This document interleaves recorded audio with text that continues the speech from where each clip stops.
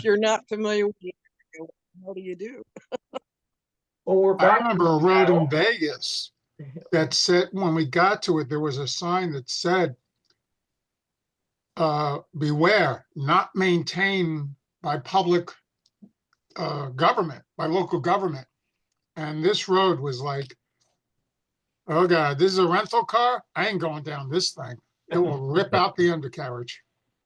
I was trying to go to a place in New York who was built as a railroad museum. When I got there, it was in front of somebody's house, and there was a sign that said, "This is not the railroad museum. I do not know how to get to the railroad museum. Please do not ring the bell and ask me how to get to the railroad museum." Was that the one in Montauk by any chance? It's somewhere out in Suffolk. Yeah. Evidently, I realized later on what had happened was the guy had a very large piece of property and a small train on it, and he would give people rides and that sort of thing. And then he died, and his heirs sold it off, but they never took it off some of the GPSs or whatever. The poor guy who ended up buying the house had no idea that 5 years earlier had been a small railroad theme park there. So the GPS was still happily sending people there, and he was like, "What the hell?" Yeah, we're back from Seattle. We had a great visit up there. We got to see our granddaughter who turns 1 this week, and she is now an expert at the art of saying goodbye. I think I don't know if we should be worried. The first words don't appear to be "mama," "dada," but "bye bye." But luckily she was saying goodbye like she was missing us as opposed to "please get out of town." But while we were up there, we drove up and down Interstate 10 or 5 rather, a number of times, and every time we did, we could see the Space Needle sitting off in the distance. So with it being quite cold, we didn't go and do a lot of outdoorsy sort of things, but driving by the Space Needle all the time, I just thought this week we would be looking at pictures from the 62 World's Fair. Like a number of other recent talks, these are ones that are in the pipeline. So they're going to be a combination of restored and unrestored. These particular ones were all medium format slides. Everybody knows the 35mm slides, 2-inch square. These are about 3 3/4-inch square. And I don't recall exactly what film. I scanned these a number of years ago. But they turn very, very bright red. So you're going to see today, I think I left one example in there of pre-restoration.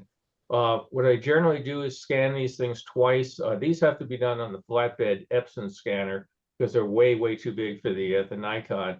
So I generally scan them with no color correction on, and then color correction on the scanner, and then I try to adjust it manually to see which of the two is better. I got rid of, for this thing today, all the ones that were bright red. So if they're not the ones I restored, they're going to be the ones with the scanner restoration as far as colors. So with that being said, let me get in there. So again, these are going to be all over the place. This is one I had already done. So let me see. Okay. Ivar's Fish Bar. When we go up to Seattle, you can't go. You go into the airport. There's an Ivar's Fish place. I like to go into Costco and pick up Ivar's clam chowder and bring it home. So it was a popular spot in Seattle itself, and then they open up one of their stands out here at the site. Got a kick out of this one because you can see all the signage up there. If you think about things like the 64 World's Fair, there weren't an awful lot of signs to tell you how to get from point A to point B. They might say so and such a zone, but it didn't necessarily tell you where things were. So this one was pretty great. You could tell right away how to get the first aid or where the restrooms were if you need it. But nice, beautiful day up in Seattle. We had beautiful days for our trip. It was just cold. So Is that the Space Needle off to the right side there? yeah, that's the leg of the Space Needle going up. There's another view. So this is outside the Canadian Pavilion. This is called the Dupen Fountain. And it's one of the things that's still on site today. And if you go out there, they've given up trying to tell people not to put their feet in the water, and kids go and wade in it all the time. But it is one of the remnants that's still on site. This is outside the Hall of Industry. they had two pretty much identical looking buildings, the Hall of Industry and the Hall of Commerce. And these were multi-tenant exhibits. You could go in there. For example, like Johnson Wax didn't have a whole exhibit at this fair like they did in New York, but they had a booth in there. You could also go in there, and United Airlines had a little thing. You could go in there and get the World Book Encyclopedia. There was also a display in one of them of the new upcoming 1964 World's Fair with a early model and trying to convince people to come out to New York. Downtown Seattle, like I said, these kind of bop all over the place, however they're in the box. This is the monorail terminal, which has changed a lot now. They had taken a street and made it into a pedestrian area, had the monorail terminal out here. Now they've turned it back into a street, and there's a giant department store mall off to one side. So the whole area is quite more condensed. But it's fun when I post things like this on the Seattle World's Fair site on Facebook. People start remembering the radio station. You can see their sign up there, 1300. Other people say, oh, I remember shopping at that particular drugstore. When did this open or change? So it's kind of fun how people can, you know, find stuff besides the fairs in it. If you zoom in on this one. There's been a lot of talk about extending the monorail further into the city. Oh, that's failed. They went through that a number of years ago. They got into a big thing about trying to do it, and it got voted down. So when we were there, we saw the monorail go by, but it still remains just between Seattle Center and downtown. So here's the big price to ride the monorail at that point in time. 50 cents one way, 75 cents to make the round trip. And don't bring your pets. Interesting back then. I can't think too many people took their pets everywhere. We were on this trip, and you'd be someplace, you know, no pets, and of course, well, it's a service dog, you know, so maybe you could get away with that in 1962, but pretty cheap price for the monorail. Then we hop into the fairground site itself. This is over here in the right, little Denmark was a restaurant. You can see the patio area sitting outside. This was What do you need? one of the streets called the boulevards of the world. Yeah. And Japan had a nice pavilion there, a fairly good sized one. If you think about it again, the World's Fair, all of them are basically held to talk about commerce, why you should do business with the host nation. In this case, Japan was a major trading partner to the United States, and there was a lot of shipping going on between Japan and the United States, which was great for the Cotter family, because my father worked for a Japanese shipping company. So the more stuff they shipped back and forth, the better. But this was also the days of where they had just started going to the Boeing 707 and other jetliners. So Seattle was trying to really position itself as a port, both for shipping, but also the first point of entry for items that you were going to air freight in the United States. Japan, of course, was very interested in making sure that if you were going to do business, you did business exporting your stuff to Japan and importing their stuff back. So larger than some of the other international pavilions. This is the Century Coliseum, Century 21.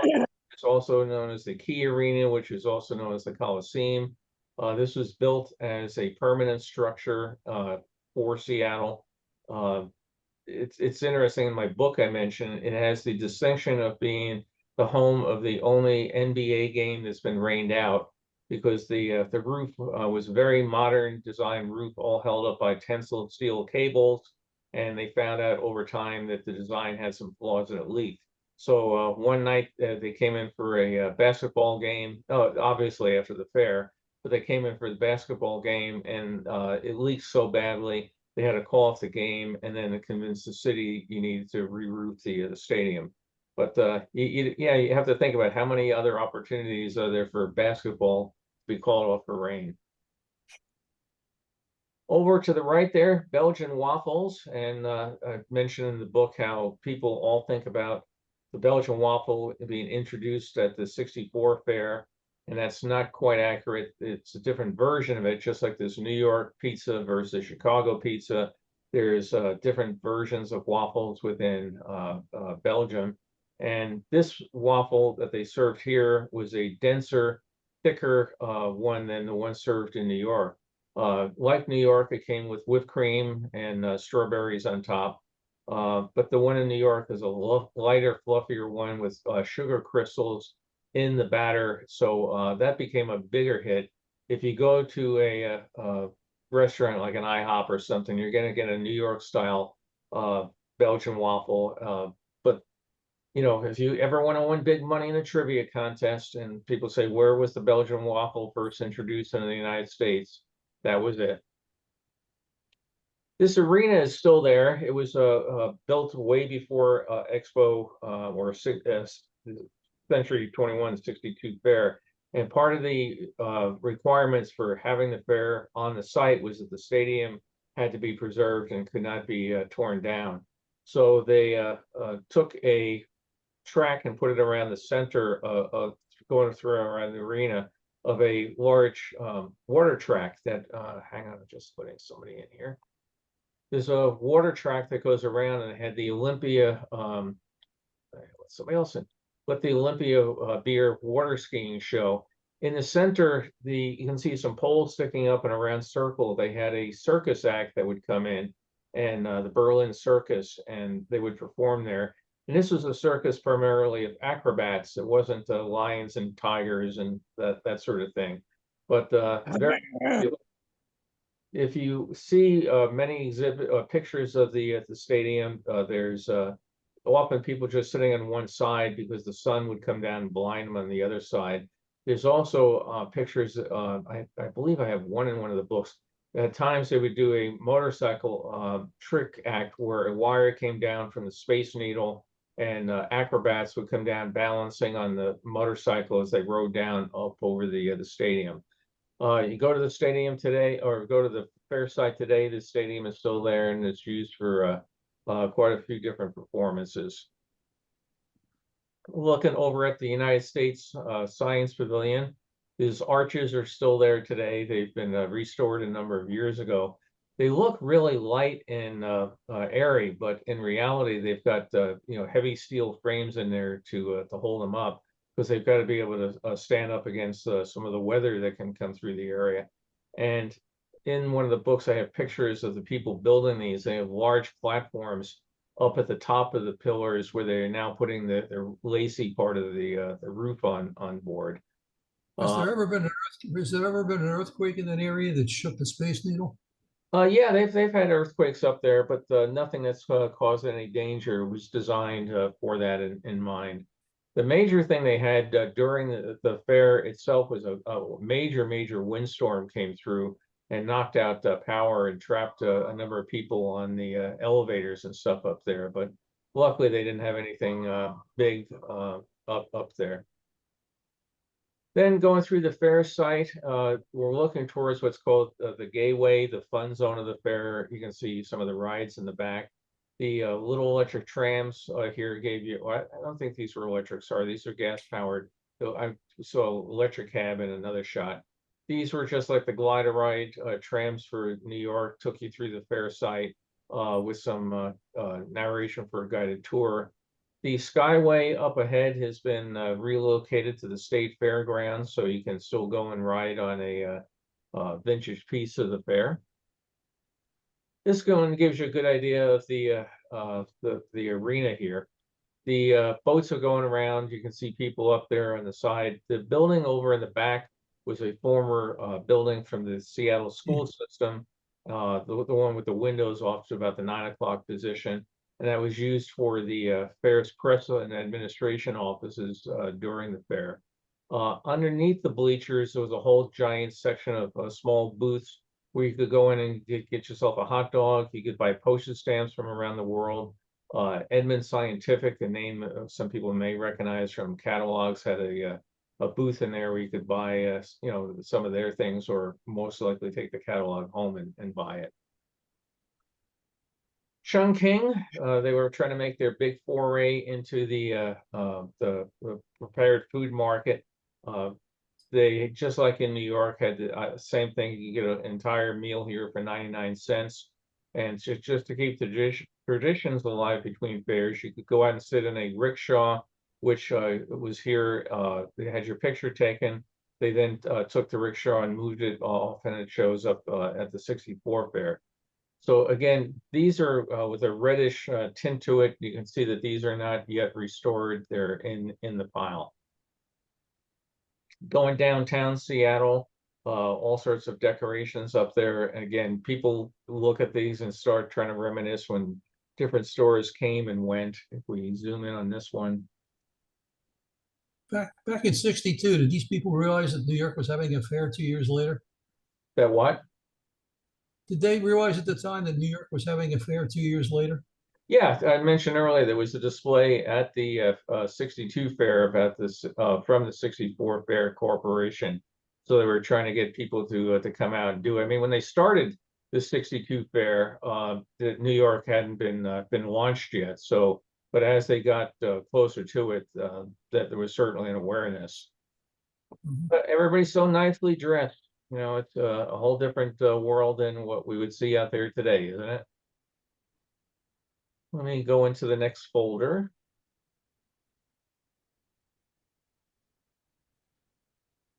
So we're outside the U.S. Science exhibit, and we have all sorts of things we can go see today. So lots of films. I don't know which one.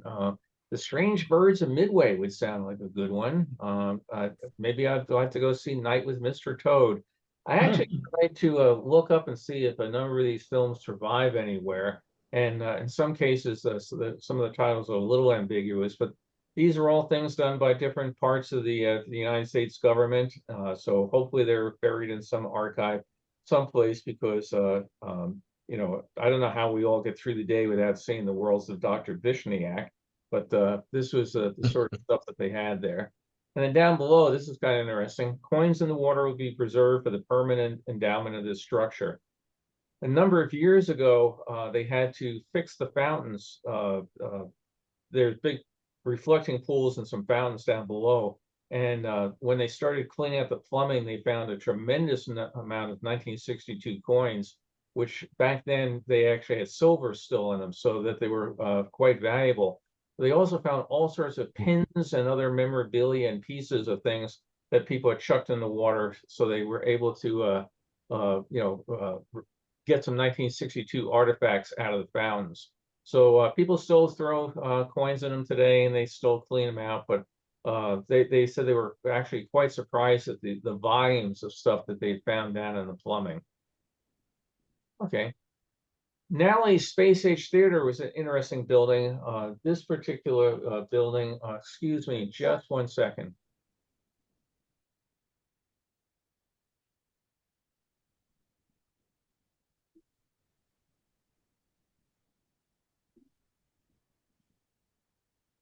Sorry, I had to get an update on something.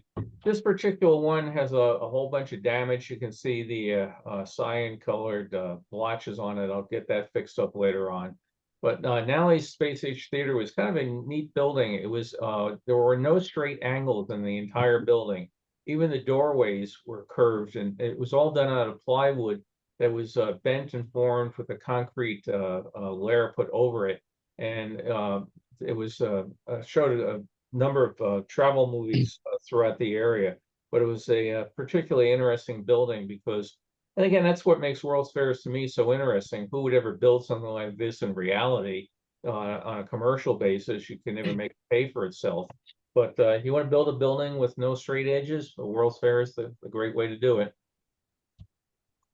And looking out across the Space Needle, it looks like it's a chilly day from the type of coats people are wearing, but very colorful scene. Some of the things that over here in this particular area over the left were just things like snack bars, and a lot of them were vending machines. They had a big thing on how the space age was all going to be computerized and everything. So they had vending machines you could go and put your money in and get a pre-made sandwich dropped out, sort of like, you know, we in New York, of course, we wouldn't have been impressed. We had the automat, right? You know, that was everything pre-made. But this was pretty neat. And you look at the pictures of it, and it was all whatever you want. You could get a soda from this machine, an ice cream from this machine, a sandwich from this machine, And very important, back in 1962, you could get cigarettes from that machine. So big vending area. Did they intend to keep the needle as a permanent structure? Oh, yeah. The needle was always intended to be permanent. The needle was done by private individuals, and they bought the ground and put up the needle. So they got the admission money when you rode up the elevator, not the Fair Corporation. And matter of fact, the Fair Corporation, there was a tax that the city or state or they levied on it for going up the needle, and that was mentioned on the tickets. How much they got for it. But yeah, it was privately funded, and it was built in about a year, which is an amazing piece of work to put it together. But there was a guy that sat there, sketched it out on a cocktail napkin at dinner one night, and said this would be a good idea. He put together the investor group, and they financed it and built it. It had originally a slightly different design of the top part of it, but they were pretty smart. If you look in this particular picture, just over the roof of the U.S. Science Building, there's a flat level that was both a strengthening area for the legs, but it was also planned that they could put, and they did put up another dining area, basically a hall used for weddings, that sort of thing. So that was added a number of years after the fair. Bill, in that Yeah. picture, it was interesting. The shadows from the arches almost look like it's part of the base of the Space Needle. Yeah, it does. It looks like they do extend down, doesn't it? To me, Yeah. when I looked at it, I was thinking Eiffel Tower-ish sort of look. Yeah, it was. Yeah. And then here we mentioned some of the snack machines, so we can zoom in here. So hot drinks, and as I mentioned, cigarettes. So over here you get cold drinks, hot drinks, coffee, all that sort of, the stuff you need to get through a tough day at the fair. So No Starbucks coffee. no, it's interesting. Carol and I took the tour when we were up there this week of Underground Seattle, which Wow, if great you've tour. never been up there, it's great fun. But our tour guide had a particularly hatred of Starbucks coffee, and I think he must have jumped down and said negative things about Starbucks about 14 times. So he was like, "Oh yeah, down below here at this level, back in the 1910, you could have had dinner, you could have had that, but the nice thing is there was no Starbucks in sight." And then he'd get to some other part of the tour, and he'd say, up above right now, people are at a coffee bar enjoying themselves, and not realizing we're here under their feet, and they're up there having a good time because they're not drinking Starbucks. he just went on and on about it. So we have one here, the monorail, the Alweg monorail, Alweg being a German company that had big hopes of putting the monorail into all the cities around the United States. If you're a Disneyland fan, you'll also recognize the name because it's the same monorail system as used at Disneyland. And again, just the way people dressed back then, a lot of people with fur coats, line coats, and my goodness, there's some men here who are daring. They're not wearing hats. I don't know, real trendsetters. We're off going to the Space Needle here. There were two lines for it. One was to just go up and look around. The other was to go up and have dinner. It was Just very leave it there. for its rotating Just leave it restaurant. there. They built it out on a Did you- test track in a What were you field. doing? They built it out in Trying to a, blow the water out of the top part of the drawer. yeah, somebody needs to mute Yeah, themselves, it please. got What drawer? the drawer that goes to the Hang on in the here. refrigerator, the drawer. Somebody's talking about a I took the top off refrigerator. to clean If you it. can mute it's yourself, Scott. I'd appreciate it. Stuff that's stuck underneath, but you can't take the middle part off because Hang some You'll on. have water to got show me. under there. You'll have to show me. So it's trying to blow some of the water out. Why don't you just use paper towel, and push it in? It's too tight. Okay, let me see if I can find it. Try that. Okay. I think I tried blowing the water out to the sides. There we go. Okay. Got it. Okay, so we're back at the Space Needle here. Again, if you guys are having side conversations, please mute yourselves. I try to leave everybody unmuted so that there's a particular question or anything. You don't have to hold to the end, but if other things are going on, please do mute yourself. So again, the Needle, famous for having a rotating restaurant. One of the things they did was they built it out in a field, and there's a publicity photo out there of a woman serving tea or crumpets or something. But they showed how it was very small motor, something like 10 horsepower motor, turns the entire thing around. It's so well balanced. Down below, another little snack, or I think this one's a souvenir stand. We can zoom in over it. Yep, so here we get the ubiquitous hats with the large feathers, which seemed to be a big thing in the early 60s through the mid 60s. And then over here, a cotton candy and snow cone stand. I don't know if it, no, it doesn't show in this picture. They had giant thing of cotton candy up over some of the stands to show you what they had there. And you know, to me, it looks just like giant things with the pink insulation you end up in your attic. But they sold a lot of cotton candy. This is the sort of stuff, of course, Disney, when he decided to do Disney World, said, I'm not going to put any of this stuff in my parks because cotton candy is sticky and it's a mess to clean up. So he, you know, became a big thing. Years ago, we had an event at Disneyland that I did a little consulting on about a state fair event at Disneyland. We put a Ferris wheel on Main Street and that sort of thing. But there was a big debate whether or not they sold cotton candy or not. And the merchandising guys won. They were able to decide that they were going to sell cotton candy at Disneyland. And I don't think the maintenance people have forgiven them for it today. Out here, you had the flag plaza. There were flags of the states, and down at the base of each flagpole was a small sign telling you what the state bird was, the state motto, that sort of thing. And they had a lot of speeches. I've got plenty of pictures of the governor and the mayor and other people giving talks. Some particular days, it wasn't just dignitaries.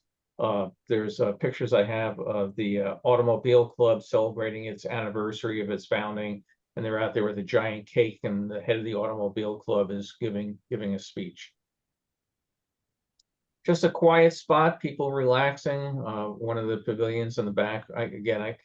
Some of these I'd have to zoom in. I think we may see it on here. The industry and commerce ones look, yeah. All of, can we quite see that?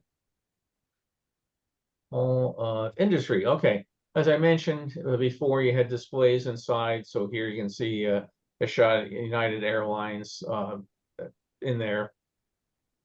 United States Science Exhibit was again planned to be a permanent part of the fair, and it is there today. This was a very well received science museum, and it's really great. If you go out there today, it's still very well attended.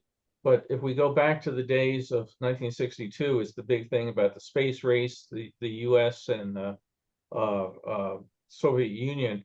It didn't have a lot about space here. NASA ended up having its own exhibit, but the United States Science Exhibit was all about all the things you could do in improving body, you know, the things about medicine and the achievements that were being made, about you know, bigger agriculture, that sort of thing.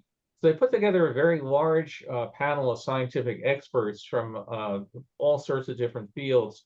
And they worked for about 2 years on coming up with what the exhibits would be in here, so it wasn't all one-sided. And a lot of the agencies that exhibited here had to go and lobby, you know, for their funding to participate. But it has a very nice catalog and brochure that came out about it. Off to the next folder.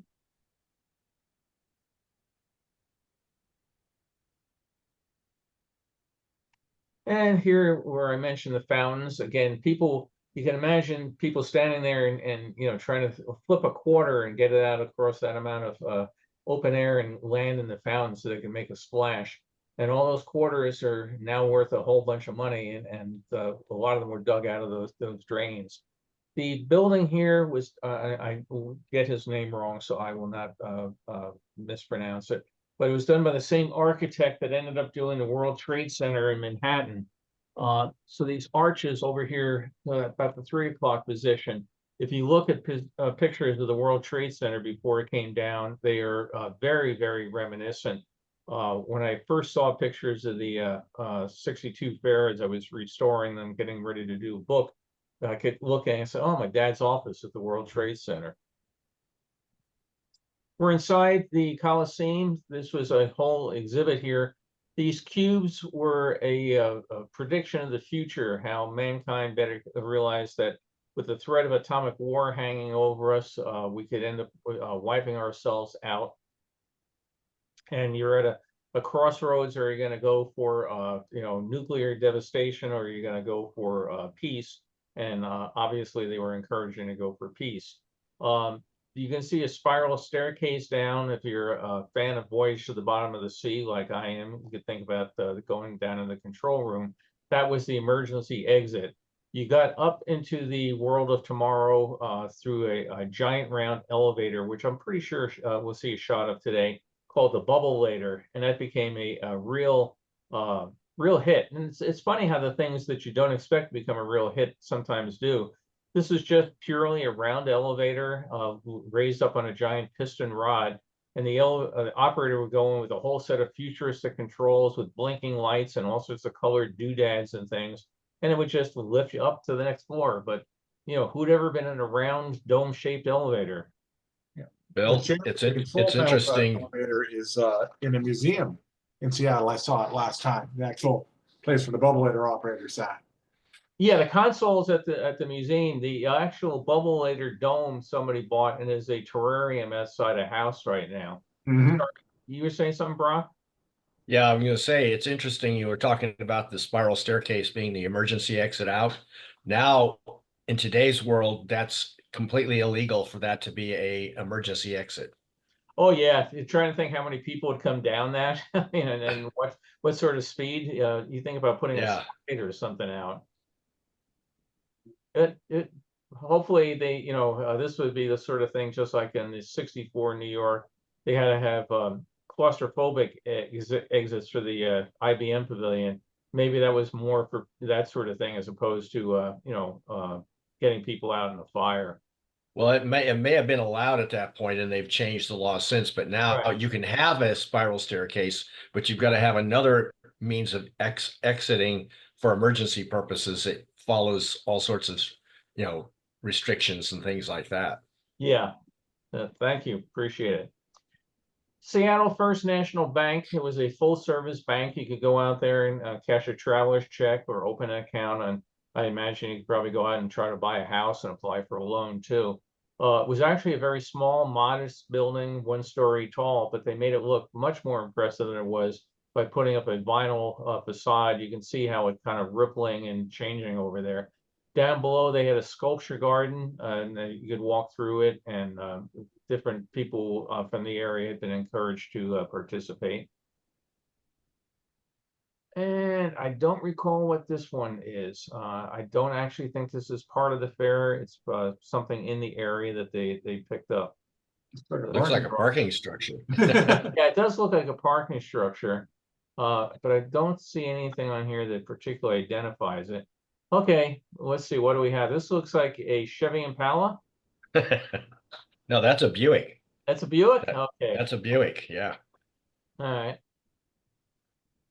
Another view of the sculpture garden, and then down below the bank. And up here, all the sorts of places you do partnership and trading with. And if we zoom in on here, they had branches. So all throughout the area. Looking down across the city, it's interesting how much some of this has changed. This is from an area called Smith Tower, not at the Space Needle, but down below you can see a large rail yard and station down here, basically divided by the road here, but train tracks on either side. This whole area has changed immensely. It's one of the nice things now with Google Earth. You can take some of these pictures and try to map them up and see how they compare to today. But here's at Smith Tower, and we're looking out across the city over towards the Space Needle. Down below, the ship was one used for accommodations during the time of the the fair. Again, the hotels and everything were all sold out. If you're gonna have a whole fair for 6 months, do you build a hotel and then all of a sudden find out nobody's coming after that? Or do you find temporary ways to do it? In this case, you get a kind of worn out cruise ship, come and park it there, and then you can have all the people who drive up if you look in here. If you can identify these cars, Brock, I'll be real pleased. But people can come up and park and go on board and stay in your floating hotel for the week or whatever you're visiting. And it was a And very- Double Decker Road is the Alaskan Viaduct, isn't it? Yeah. Well, matter of fact, we had quite a talk about that when we were up there this particular time. The viaduct is gone now, and part of it's a really nice park area and that sort of thing. We did go to the Seattle Aquarium, which is right along where some of this stuff would have been. But the viaduct was a much despised part of Seattle because it really cut off a lot of the city from the waterfront, and that is indeed gone now. Oh, and the tour guide the other day, he would have been happy because we have the Continental Coffee Company, not Starbucks. And then Texaco, is Texaco still around anywhere? Yeah, I think they are. Really? I've seen a yeah. couple. Yeah, they're still around. You can trust your car to the man who wears the star. I mean, it's amazing how some of these things burn their way into your psyche. Hey, Bill, I can guarantee you one thing about those cars. They're all pre-1963. Yeah, thank you. That's really a great point of information that I will make sure I remember. No Mustangs. Yeah. So outside the Coliseum, we see again some of the signage here telling you where to go to the various areas. C&H Sugar was the big sponsors of, not surprisingly, the snow cone stands up there. So you could get one of their bags to carry your World's Fair swag around. And just looking across the gown, these towers are still up here today. This is Queens Anne Hill, and it looks pretty much the same as today as it did back then, at least at a distance. We didn't drive up on the hill, but driving by, I think my son-in-law who's a native of the area. I think he was impressed when we drove. I said, "Oh, the towers are still on Queen Anne's Hill," and I said, "Oh my God, you know the name of it?" So yeah, from World's Fair research. And again, the monorail station, we did see the monorail going by. Did not take a trip on it this particular time, but it is still a fun thing to do. The console from one of the original monorails is still, that's also on display, just like the Bubble-Lator control consoles at a museum. Electric cab mentioned earlier, can go and hop over here. You had these were small little electric vehicles. You saw that they did guided tours, or you could just hop on and get off at this stop, that sort of thing. They were 50 cents. I've got a great picture of Elvis and Colonel Parker on one of the electric cabs during the days they were filming the movie up there. They also had pedicabs that people would take you around and give you a tour. The Ford Pavilion, a geodesic type dome here. You can see it had a long line. It became a very popular exhibit, and inside they gave you a simulated trip through outer space. Down below, of course, outside they had the latest Ford cars, that sort of thing. After the fair, it became a car dealership. Unfortunately, it's gone a number of years ago, but the whole building was picked up and moved. You can notice the long line of people. They go off to the cameras right here waiting to get in. And when Walt Disney came up and visited the Seattle Fair with his family, that was not lost on him, and it was not lost on Ford. That luckily the weather is not particularly bad in Seattle. It doesn't get as hot and miserable as it can in New York summers. But they were determined to not have people waiting outside, excuse me, in the New York sun for an hour or 2 hours until they got into the Ford exhibit.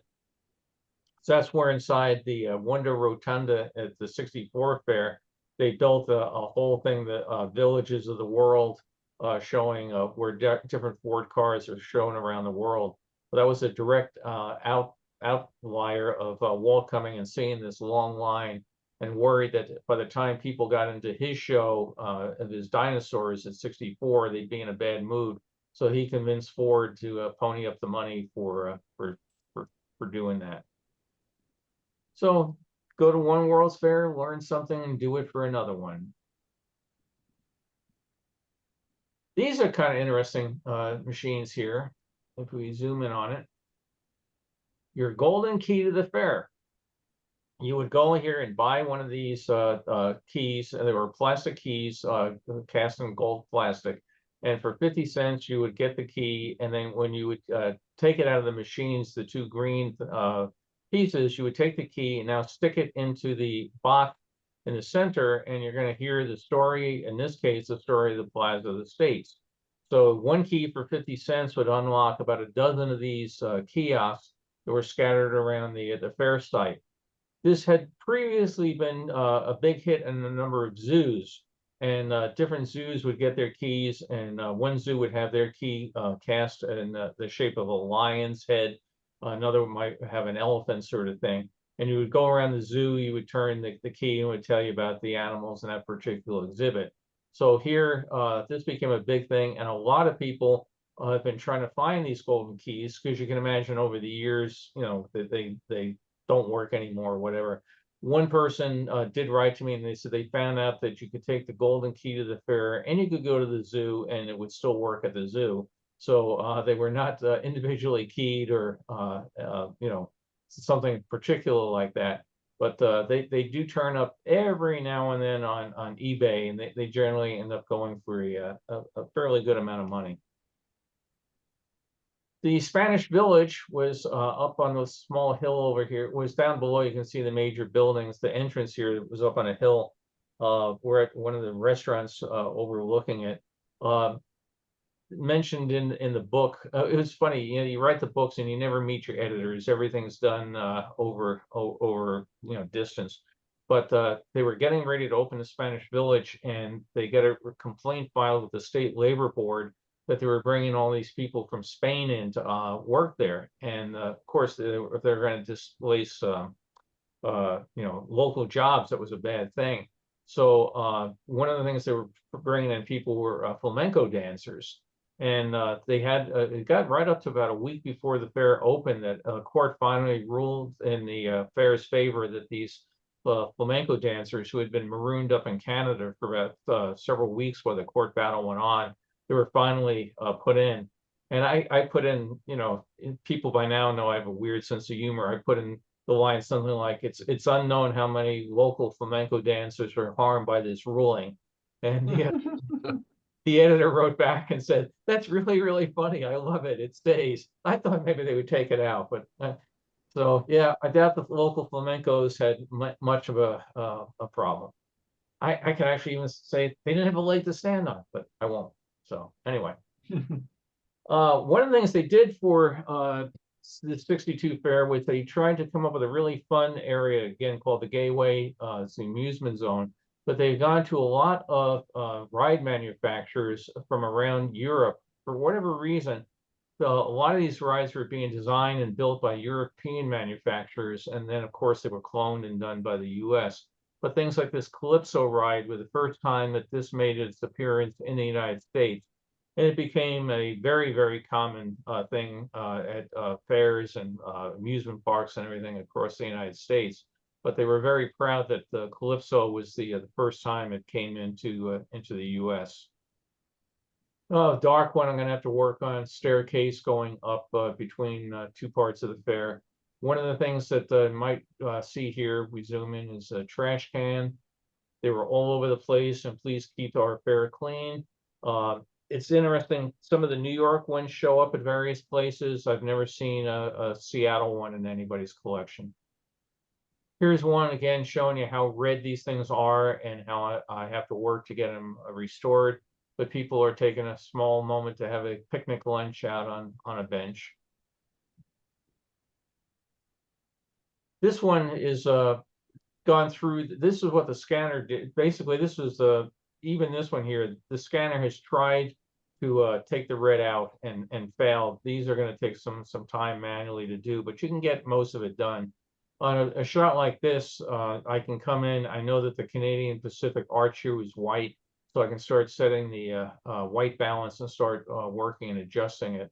In the back, I mentioned the Plaza of the States. If we zoom in here a little bit, we had big signs here telling you where the restrooms are. Over here, this was a hot dog stand. Here you could get the Copenhagen hot dogs, which I have no idea what makes a Copenhagen hot dog any different than an American hot dog.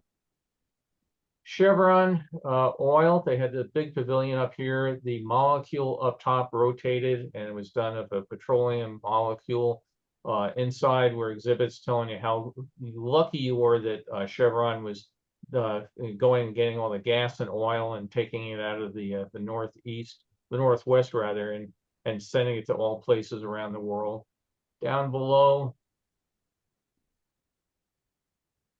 another souvenir stand. These things were not particularly expensive to build, and they had different types. Some of these, in this particular one, it's wearing apparel, so shirts and hats and things along that line. Others were flowers and various odds and ends.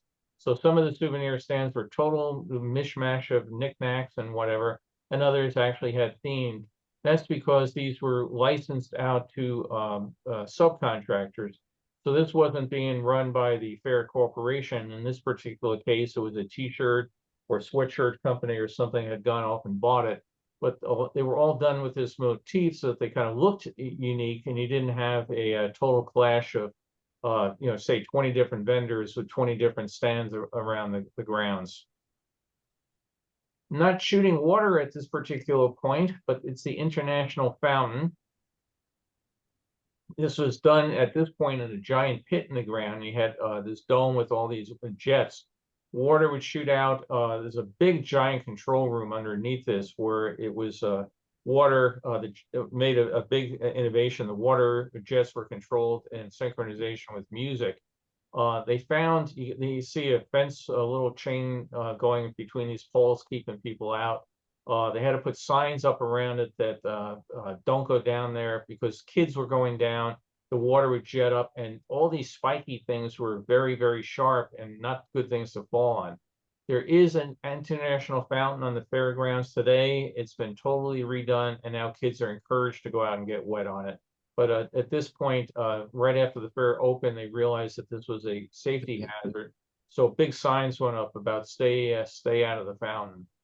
In the back, the boulevards of the world, these are all just basically plywood buildings on a frame, really cheap, that were done, again, that people could come out. I could rent this amount of space and I could sell stuff out here. Different, you could get bigger amount, you could rent two spots together, connect them together. But these were all intended to be torn down as soon as the fair ended. And over here, we see just space age, eye candy. Well, a number of these lights and stuff stayed on the site for years after the fair ended, just an homage back to the days of the space age. Here again, Copenhagen hot dogs. I guess what makes it different is that they're in a pumpernickel bun. So I don't think I've ever had a hot dog on a pumpernickel bun, but if I go to Copenhagen, I'll have this. You wonder, is that something that really came out of Copenhagen? Anybody go to Copenhagen and have a pumpernickel hot dog?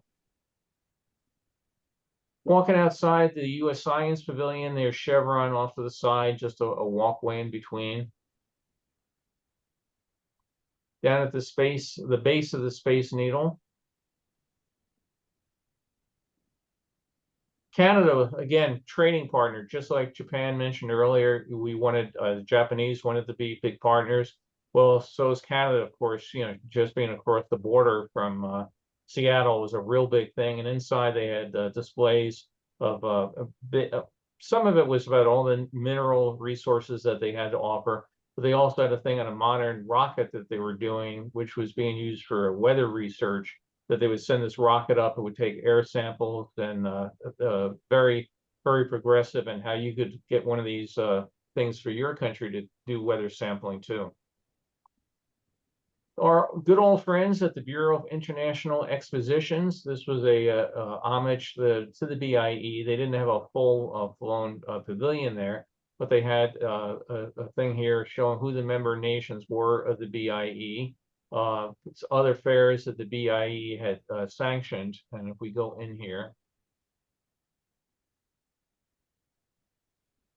you could see that the 1962 was sanctioned, and there was supposed to be a World's Fair in Hamburg in '63, which I don't think actually ever occurred. But if you go through this and look, you can see, okay, 1939 New York's here.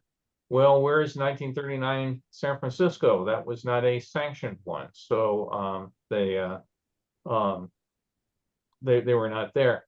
What's also interesting, if you look, it's 1939 New York. It's not 1939, 1940 New York, because when New York sold this to the BIE, it was going to be a one-year fair, just like Chicago was sold as a one-year fair.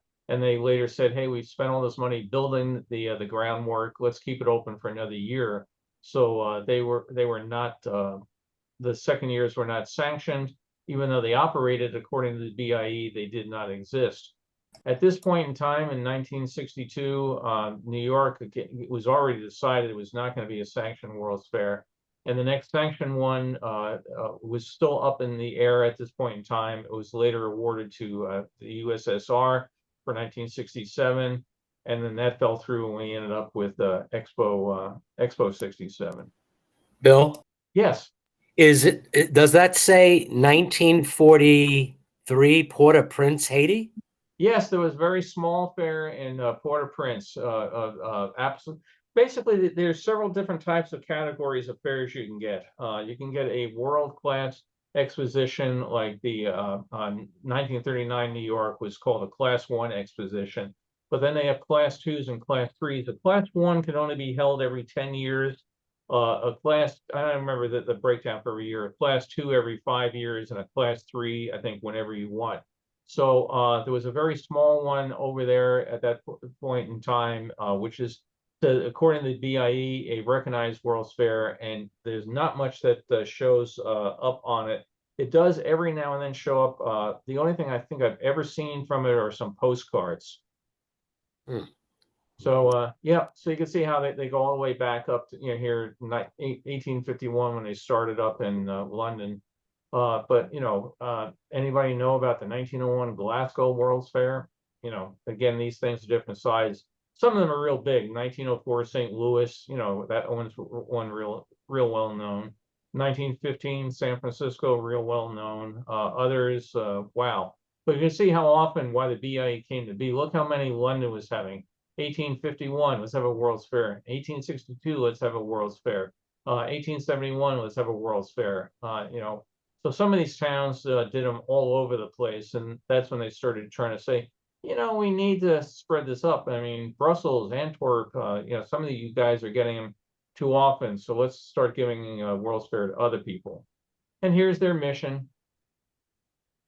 Takes this rank. They're very modest, you can see. So, about the ranks of great international shows and sanctions international exhibitions take place all over the world. Bill, you would have two World's Fairs, two locations in the same year? Like 1930 was, so were those like Class 1s, Class 2s? No, this was done as a thing for sister cities, and it was a thing that was supposed to be half the World's Fair was in one city, half the World's Fair was in the other city, and come back in between the two. That's a good catch there. It was an idea of how do we can't afford to put something real big in either city. Let's put the two of them together, and you could buy a ticket in one, go to the other. There was another one to the right, I think, also. If you go to the right. Yeah, there. In Paris. No, sorry, the left. Oh, the left. Okay. Sorry, my mistake. Yeah, these are different class. This is back when they were doing different class expositions. And again, they later decided that, it was cannibalizing. But these were too close together and you could go between them. These obviously are quite a distance apart. So back then they felt that they weren't competing with each other. But as they got into it later on, again, if you were going to, the average person was either going to go to Moscow or they're going to go to Sao Paulo.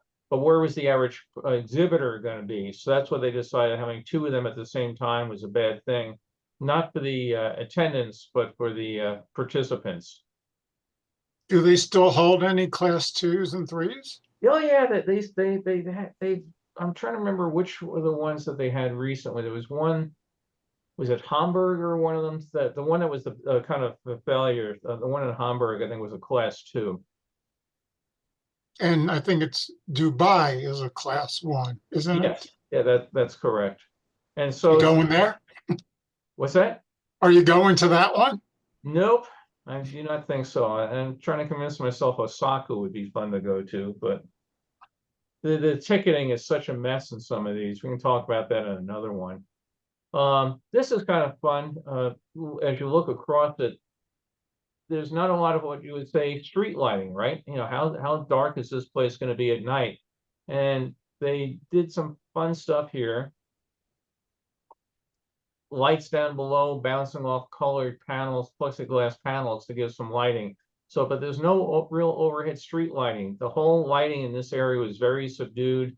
And it shows up nicely at night that there was enough of it that it wasn't, you know, you've got the small little lights down here around the flower beds and that, but out over here was, you can just see some of the stuff in here bouncing up. In the science pavilion off to the side, Chevron again. No idea what they were particularly hoping to get in this particular picture.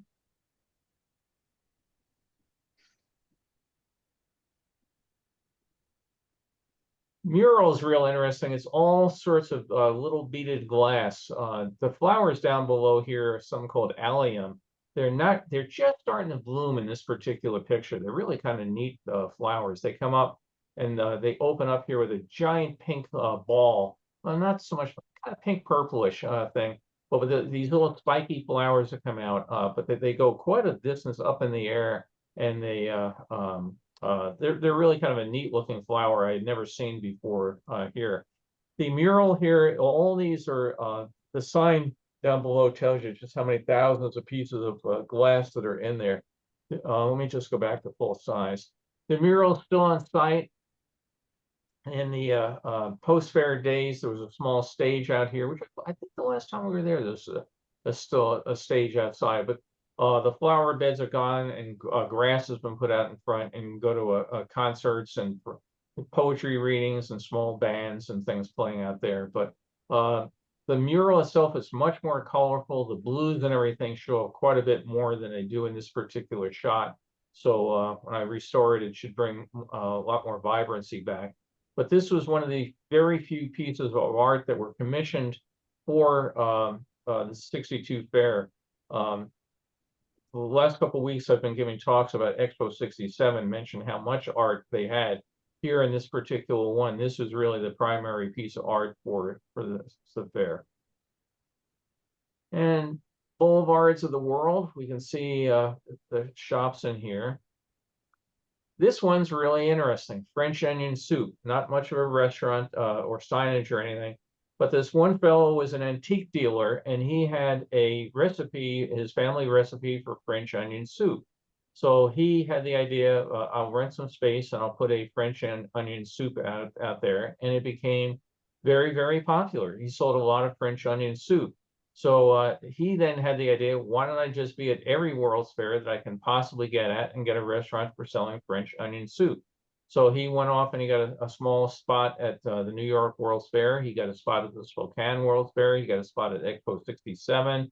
He got a spot at, I think Expo 86 was his last one.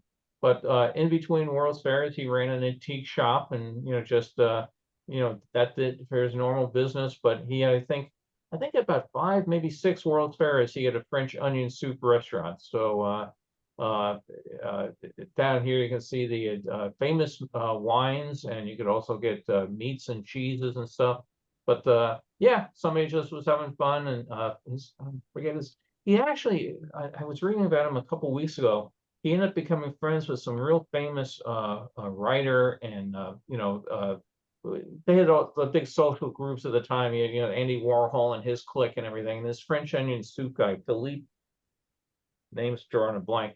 Anyway, he was in another clique, and imagine that you become famous as the French onion soup man of the world. Outside the Coliseum, here's the Bubblelator. So again, giant round elevator. If we zoom in on it, you can see the guy in his space age costume is all silver lame. And these are all the controls, as Don mentioned, the elevator on display. As he would give you the talk about we're going, leaving the day of Seattle behind, and we're going to the future, the world of century 21. These things lit up. You can see some of the lights here. They spun around. They did all sorts of absolute nothing nonsense. They were cool to look at. The elevator lifted you up, and then you got off on the upper floor. Just go back to a full-size view. So it held about 50 people at a time. It would lift you up, get off. The doors would slide open. After the fair ended, all this was taken out. The Bubblelator was taken over and was moved to the Armory, and it was there for a number of years and would lift people up to the food court at the Armory. After that, it was taken, sold for scrap metal, and somebody has it. All the people are gone, and it's in somebody's front yard full of plants as a terrarium. The NASA exhibit was a very stark building, not anything really fancy, but it was interesting that they built it with the idea that the walls could be taken apart to move displays in and out. There was so much going on at the time for NASA that things were still being built, discarded, thrown away, new and everything. So they didn't want to have things that they had put a display inside the building that was now viewed as not going to work, and people coming and looking at this obsolete design. It actually ended up, so the idea was to take stuff out if they needed to. It ended up becoming a big thing that they could now move stuff in.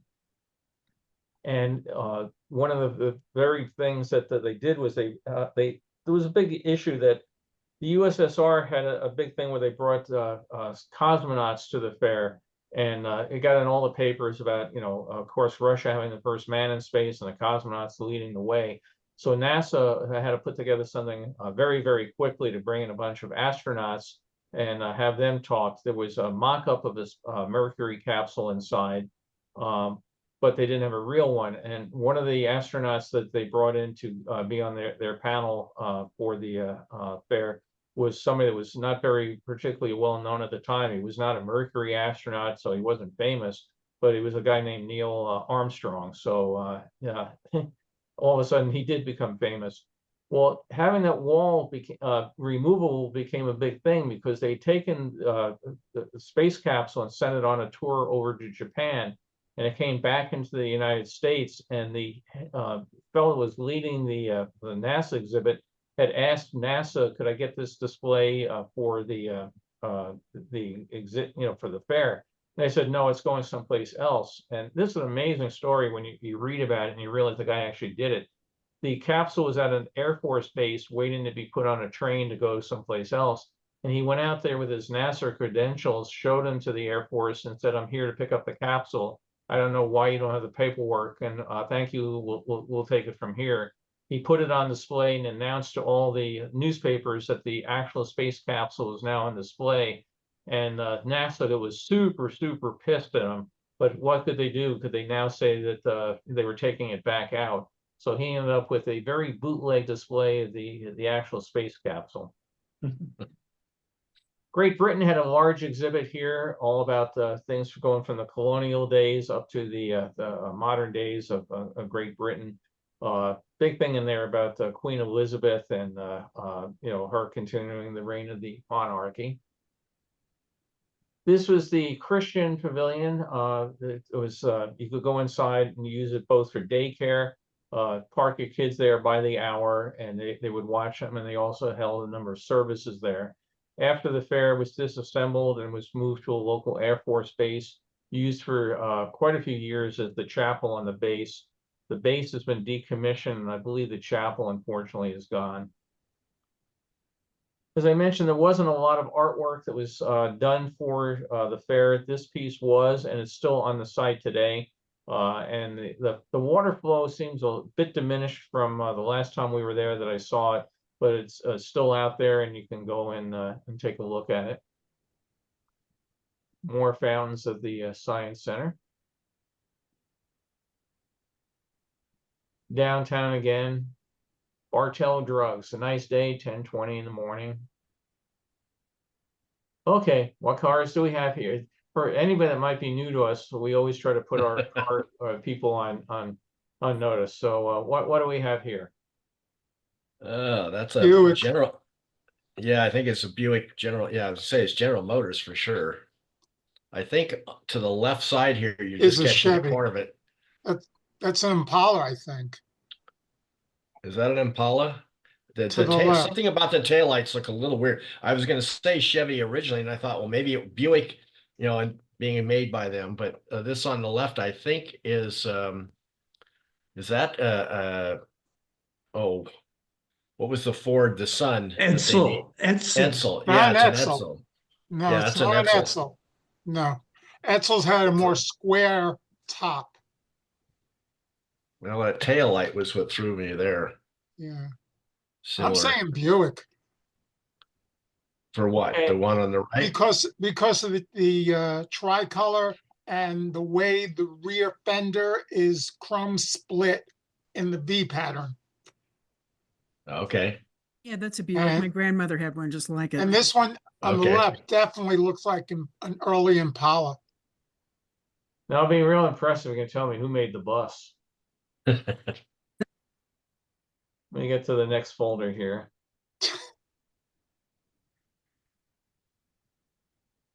And if we're right, we get what Don Rickles said, we win a cookie.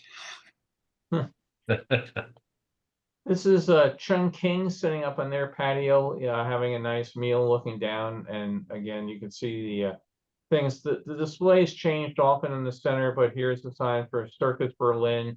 They had a ramp that came in that they would move on and off over the track going over the water for the speedboat. And again, it was an acrobatic type circus as opposed to an animal type circus. The poles up here were stylized modern totem poles. They were at each of the entrances into the fair. This whole area was cleared out and was used for the opening and closing ceremonies of the fair. They had a very large firework display with static displays that ran along the grandstand here, and then others down in the field. And here's Chung King again. We can take a look at what we have to offer here. A 7 variety dinner, buffet style, quick service. And we want to look near the large Chung King sign. So great spot. You could figure if you came and get one of these great Chung King meals and you could look down, you could watch the water ski show, you could watch the circus. You could have a great time with it, outdoor dining at its best.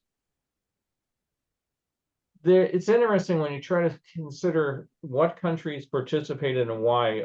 Again, a lot of them for trading partners. The Philippines had no less than 3 separate pavilions for the fair, but a number of the Scandinavian countries came out and had pretty good sized exhibits, as you can see by the size of Sweden here and Denmark in the back. So you just wondered why they were trying to position themselves so much for trading partnership or whatever, but they were very popular, and they had restaurants inside that again, I'm sure this must have served Swedish meatballs. The BIE sign again, just a different angle. Boulevards of the world once again. Here we see the fountain, international fountain, going at full speed. You can imagine why, if somebody had climbed out on it and all of a sudden when those jets shot off and took off, that whoever was climbing on it would have been basically thrown off and hurt. So Hopro House. Bill, I was going to say in your earlier picture, when it wasn't running, and you were saying you weren't sure why, the water looked very choppy. You could see the basin water and it was very choppy. It might have been a very windy day and that's why it was not on. Because looking at it now, I say like that could be no fun to be around on a windy day. It didn't really have water at the bottom. Those were rocks. They were white. Was that rocks? Okay. Yeah. All right. Yeah, and that was the other thing. If you got thrown off the fountain, you landed on a bunch of jagged little white rocks. So there was no reflecting pool at the base of this. Basically, the water came up, percolated through the rocks into the drainage that was under the rocks, and then got recycled to go up. But yeah, that, Okay, if you saw it choppy, that was those are little rocks. okay. The Hofbrau house over here was basically, it was interesting. I have a signage of it, of what hours it was open to kids. Kids could go in during the day, but at nighttime it was adults because the beer was flowing freely. So it was and on Sundays, I think they didn't serve beer until late afternoon or something, whatever blue laws they had, that they made a point they couldn't serve you beer during Sundays. Okay.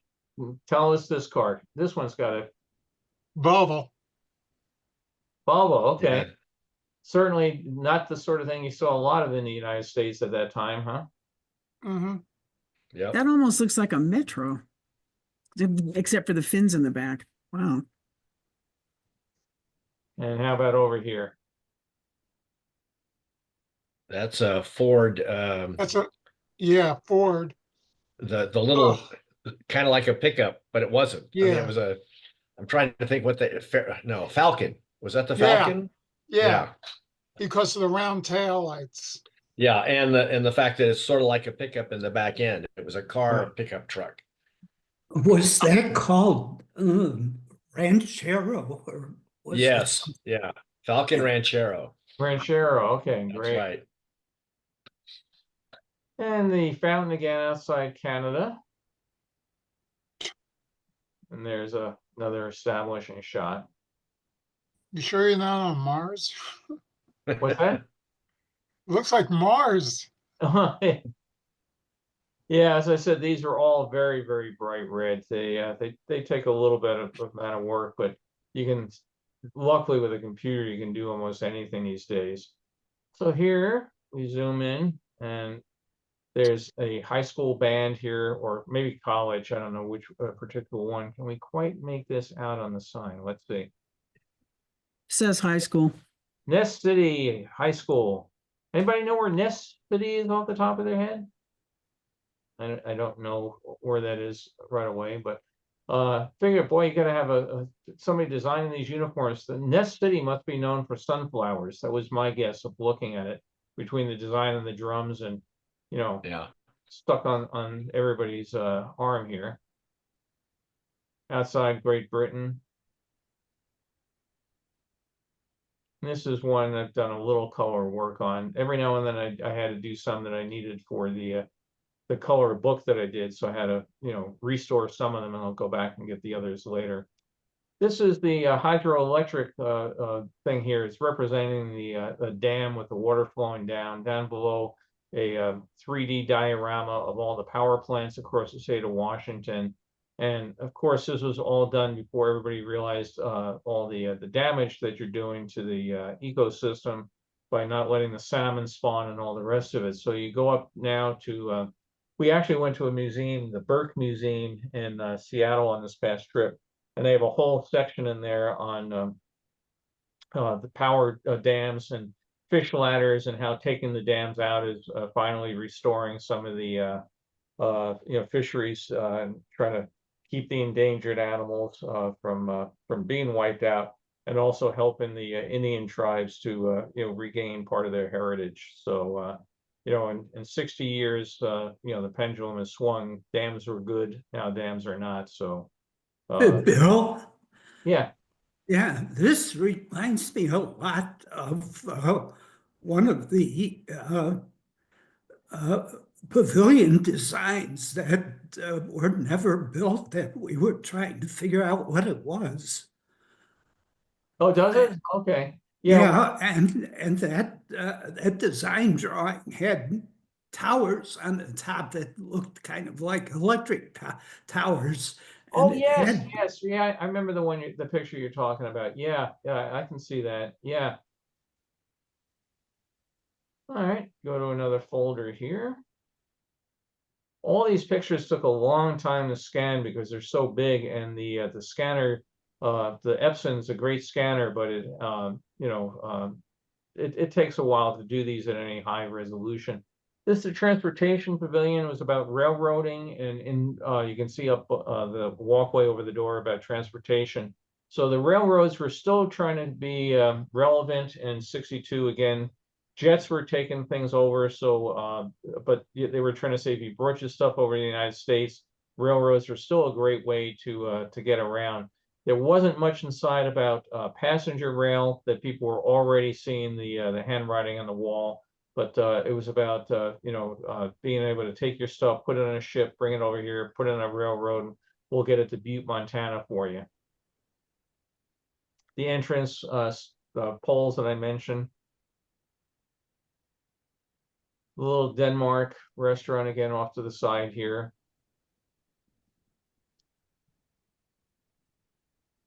Just a general view of the site. People like the fountains, obviously, at the U.S. Science Center. Background here, the big pagoda-shaped pavilion was Safeco Insurance. They had down below the official information stand for the fair. If you came in, they would help you, find your way around. It would also help you with tourism inquiries for the area. Again, a great way you can take a very small building and make it look much bigger. Everything in the building was basically down here below this wall level. This was just purely fabric sections up here coming down over a framework to make it look much more impressive than it actually was. Night falls at the fair. Lots of stuff. Why did you need an information booth? This place could tell you everything, right? I mean, look at all the stuff. This reminds me of like the science post you see in MASH, how many places to go and mileage there. But you can see the Fine Arts Pavilion, the West Entry. In the background, all these little plywood shacks. They were really, really El Cheapo buildings. But you put some signage up here and try to find your colors and put some bamboo looking stuff up. And all sorts of people had all sorts of shops in there selling stuff.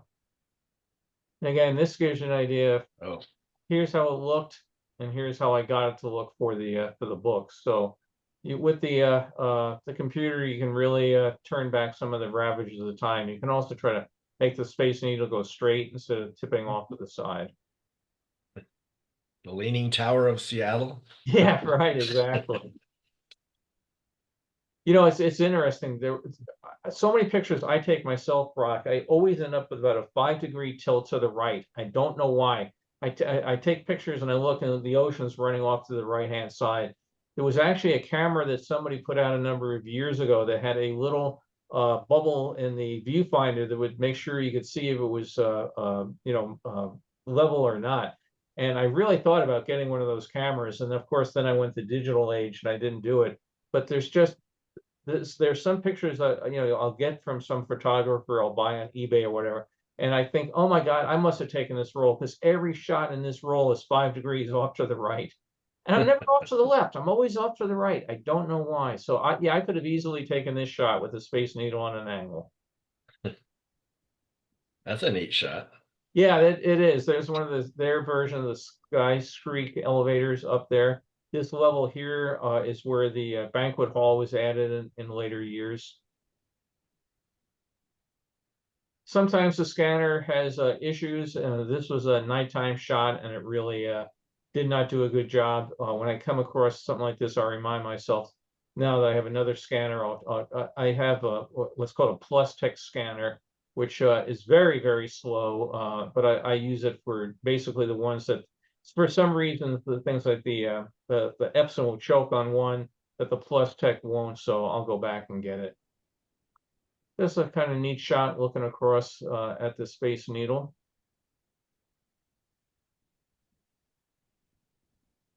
More of the vending machines down here. Boulevards of the World, the Armory building over here. Again, it's still there today. It's a food court. It's actually kind of neat foods and stuff. Small little World's Fair museum inside, which is not open a lot, but when it is, they have some neat displays.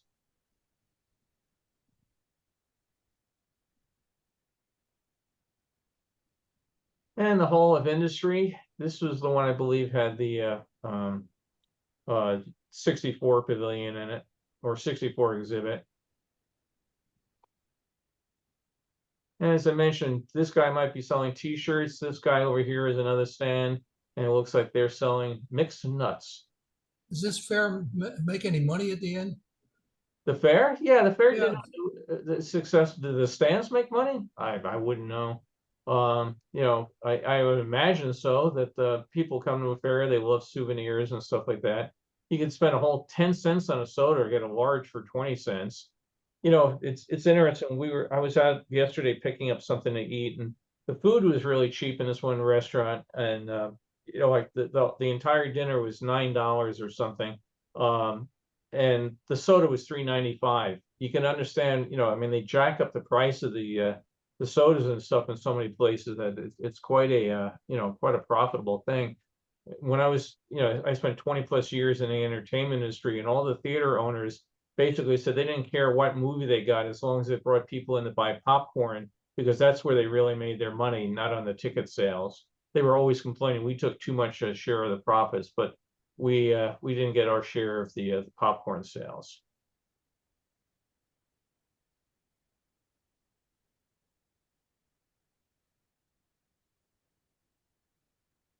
And just hopping around the grounds.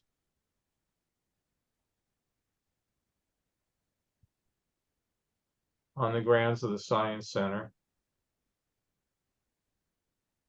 Whoops. Sorry, clicked by that one quick.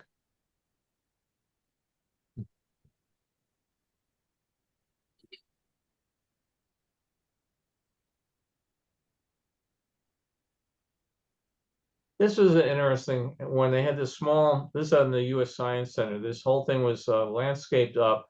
It was flat up here, which looks like a stage area on it.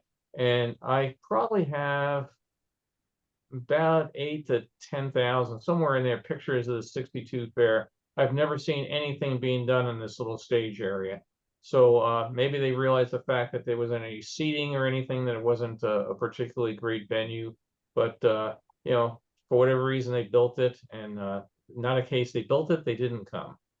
But this could look just like New York, doesn't it? Looks like one of the Yeah, I wanted to ask, did you say those are Sky Streak capsules, Bill? Is it the same company that would have done New York? I believe it's the same company that did New York, and they look very much the same. If you zoom in on it, looks very much like New York. Yeah. Mhm. Yeah, it really does. So go out there and see if you can get any spare parts.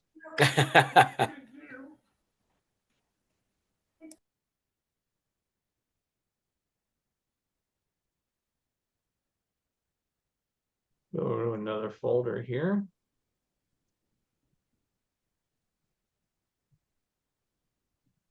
Fiesta Restaurant was right off the flags of the Flag Plaza, and it was a very popular restaurant.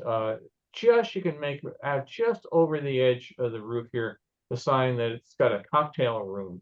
I mean, I don't know when the word it's over the door too. I don't know when the word cocktails started or when it fell out of favor, but I haven't heard anybody say, "Would you like a cocktail?" in years. But that was a big thing back at that point in time. Come inside, get a cocktail. Outside Century 21, the Coliseum. Nice shot here. They did have some street lights out here over the this is obviously near the monorail station. So in some areas they did have some overhead lighting. Most of it, though, as I said in the earlier shot, was lower key down to the ground. Some little shrimp took over that name, cocktail. Yeah, right, exactly. Again, trading partner Alaska being you know, our newest or next to newest state at the time. Inside they had a giant polar bear, just like there was one in New York, and I actually found out that it was 2 different polar bears. It wasn't the same stuffed one. The one for this particular one is in some museum. It's still, you know, see him today. But everybody's online here for something, and another one of the snack bars off to the side. Interesting, they had here, you might have noticed a number of these kiosks all around the other days' pictures. They would put up things about we're having this particular show at the Opera House or other odds and ends. And these particular shots were all taken around the same time. most of these kiosks were empty for whatever reason. But in other shots I have, they're all done with all sorts of colorful posters, and they really look like the ones you would see in shots of Paris and that sort of thing. If we look over here, people may recognize this. It's one of the machines you could stand on, put a quarter in, and it would vibrate your tired feet and resuscitate them and continuing your day at the fair. This is one of the 3 Philippine pavilions. As I mentioned, they were trying to be real big trading partners. So different Philippine trade organizations and the Philippine government all had their own pavilions. This was the largest of them. These were all done in fountains or lightings that were stylized after ones from the Philippines. All this wood was cut over there, brought over and assembled here in sight. Another shot, same area. Space Needle, I believe this will show us the signage. So now serving dinner, and this line is for restaurant patrons only. And then what you call it, here's the ticket booth. This is one of the perils of using the Epson scanner though, because I have to go back because the Epson scanner decided, oh, the letter N here was dirt. I will take that. So I would go back and rescan it and you know, make sure that it says the right thing. Why it does that at certain times, I cannot decide. I mean, it decided the N of restaurant was bad, but it left the patrons and only left those ends just fine. So that's one of the perils of using it. And that's one of the things I've actually learned how to do, because sometimes I would get into restoring a picture, taking out the dirt, fixing everything, and I get over to one of these things and go, oh crap. Now, in reality, what I can do is I can just grab the N here and clone it in and just stick it in. But every now and then there's some letters that you don't have another one of, and you go, oh no. So That looks like some kind of comment. A restaurant dinner. Little known fact, that slide was the inspiration for the movie Ratatouille. Yeah, that's right. Yeah. I was gonna say it's a faulty spell. What's that? I was gonna say it's a faulty spell check on your scanner. Yeah. Well, one thing with the restaurant being upstairs, they probably didn't have a lot of rats. So Astro rats. yeah. Rats can ride elevators. Get on top. Yeah. Oh, this is kind of interesting. Oh, it's funny. I did a talk Thursday on the Seattle Expo 67, and I was reading the comments reviewers left, and one guy says, he says that's interesting a lot, and I guess I must because I just did it. But up there's a small heliport up on the roof of the Armory building, and that was Cessna. Everybody probably, if you're into aviation at all, you probably know Cessna 152s and 172s and 182s and all the planes that all of us pilots learned to fly on. Well, Cessna back at this point was trying to convince everybody that you, besides having your own Cessna airplane, you wanted your own Cessna helicopter. So they had a small heliport built up on the roof. You would go up on that flight of stairs. They would take you for a 15-minute flight around the fairgrounds, just out over, far enough out, you got over the water, came back and landed again. Cessna never did succeed big in helicopters. I think the helicopter line flamed out after about 5 years, but they had high hopes for it, and quite a few shots of the little tiny red and white helicopters flying over the fair site. And this particular one looks like he's taken off already.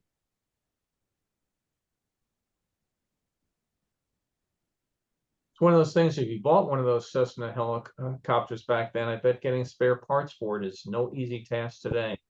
Yeah.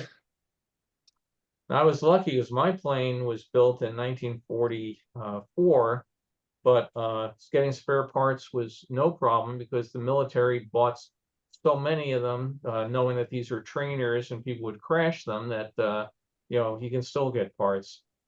VIPs came to the fair. Here's Prince Philip, and he's touring the fair site.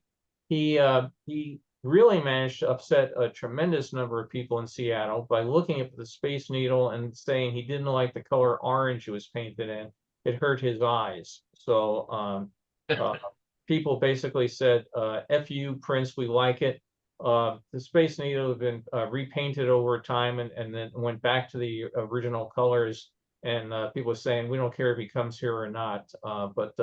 Yeah, you think if you were going there as the host of this thing, I know if I was there, and I was the guest of this thing, I'd come around, oh, that's very nice. That's pretty. I like that.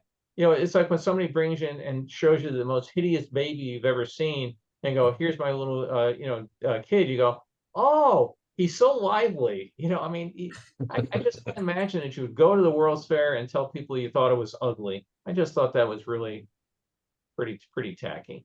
And That was his thing. What's that? That was his thing. He did that quite often. Yeah, and it makes you wonder why he was so popular, right? This is interesting. Flight to Mars at the Fun Zone, typical amusement park ride, and you go in, things would jump out at you. It became super popular. After the fair ended, the Gateway stayed there as an amusement zone, got called Fun Forest. It stayed there for a number of years. Finally, sadly, it was torn down, most of it for the Chihuly Art Museum, the Glass Museum, which is a wonderful museum. But this ride lasted for years and years and years after the fair ended. And people, when they were finally tearing it down, were all sorts of stories in the local press about it. I went on it as a kid. I took my kids on it, and I was hoping that they could take their kids on it. So an absolute tacky carnival schlocky ride or whatever became one of the beloved things of Seattle because it was a tangible reminder link back to the fair. There's our hydroelectric facility again. Oh man, all of a sudden I want a pumpernickel hot dog today. I know I'm not going to have one though because I have no idea in the world where I could get a pumpernickel hot dog bun today. And Carol doesn't like hot dogs, so we're not going to go get one. Orange Julius, you may recognize that. All sorts of malls all over the place having Orange Julius, a devilish good drink. And if we look over to the side, Krusty's. And if you go to a local supermarket, you can probably go in and find their boxes of baked products to go and make your own cinnamon buns and other things at home. But here at the fair, you can get a fresh hot donut and a coffee, and it was only 19 cents. So big time stuff. Like I said, all the booths are made to look with the same sort of design with this tent sort of thing overhead. And here we go. A shake. I don't know. This must have been frozen shakes. Like you go to Dodger Stadium, you get a frozen shake. I can't imagine that you could get a real milkshake out of the machine, but you could get hot food, cold food, and cigarettes. And I don't know. There probably was no sign back then telling us kids that these were for adults only. I mean, today, of course, you can't put these things out because this would let kids buy, tobacco products. But that was big time stuff then.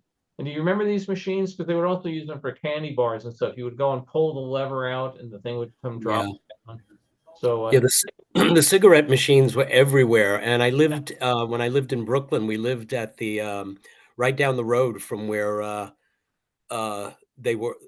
A lot of them came out from. And I don't know if you know anything about the cigarette machine business, but it wasn't run by the Boy Scouts. Is that kid carrying a Mickey Mouse balloon? No. Yeah, looks like it does look like it looks like mouse ears inside.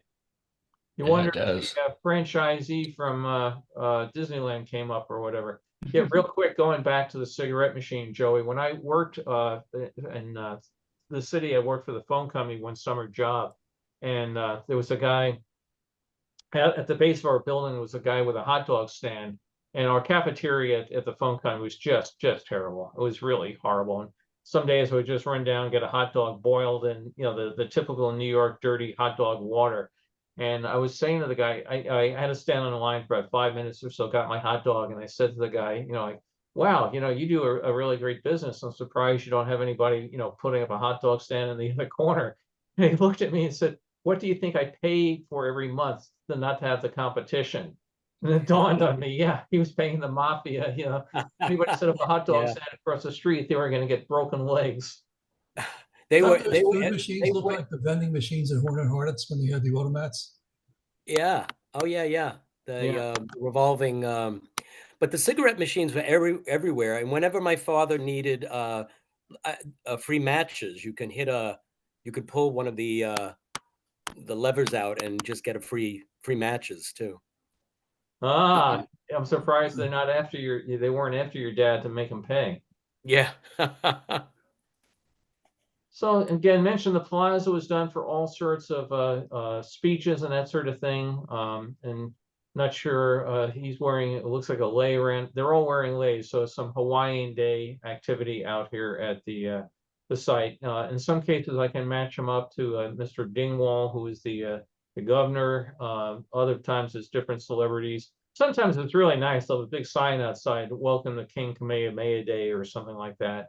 But it is interesting to try to date them at times. Do you think Robert Moses ever went to this fair to get some pointers for 64? No, I don't believe he made any visits out here to this particular fair. This again shows you the raw scan.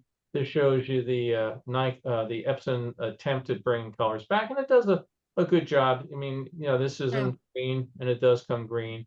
Again, I will come in color balance off the white of the coats and try to fix it. So they're all up there. They're getting their plaques, their ceremonies, their leis, whatever. Here's the prince going by and the press all trying to get shots of him. He's probably saying, "My God, what an ugly GE pavilion that is. And that's an ugly electric cab you're all standing on. And I don't like your suits either. The hell with you." Old fart. It's British. What do you expect? I know a lot of nice British people. No, but I'm just saying that, you think back to the colonial times, how they thought of us as something less than, the colonists as something less than normal citizens.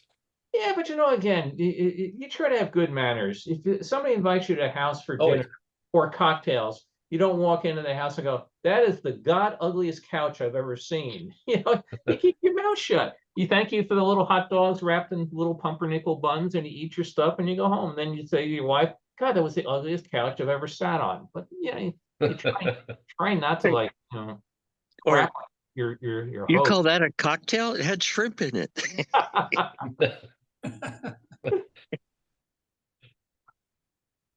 Well, we got time for a few more here. These were all taken, by the way, in June 1962, in case anybody's keeping track. Do you have any info on those sculptures? Do I have what? Info on those sculptures? The sculptures? On some of them, yes. The small ones that are outside the city Seattle National Bank, no, I don't. I think I have one sheet that lists some of them. In some cases, I do have some shots where the photographer actually got the small plaques underneath one or two of them, but I don't have anything that's comprehensive of them all. When did the fair open? What month? April 21st, I think, 1962. Okay. Yeah, obviously going with the 21 motif. The Safeco Insurance mentioned again, small kiosk down below, but a big roof drawing attention to it. There's our Chungking restaurant.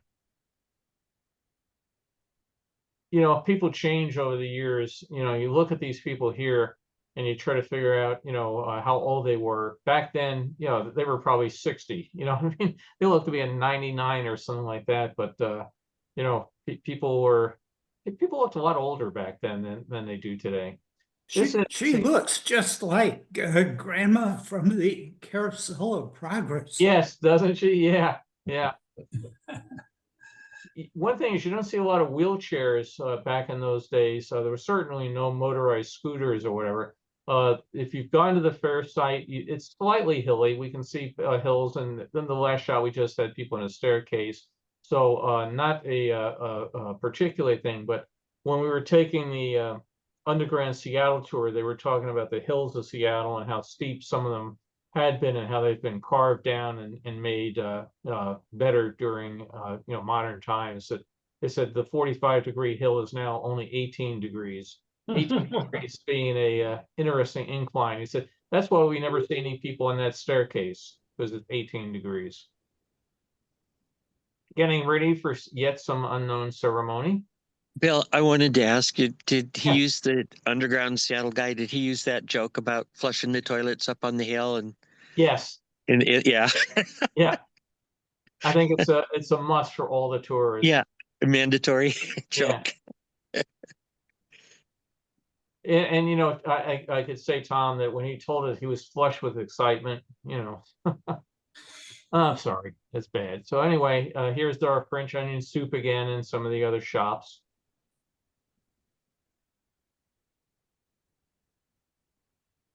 Back downtown, looking across at the Needle. Inside Century 21, looking out. I'm gonna have to work on these to see what I can do to restore something to the darkness in here.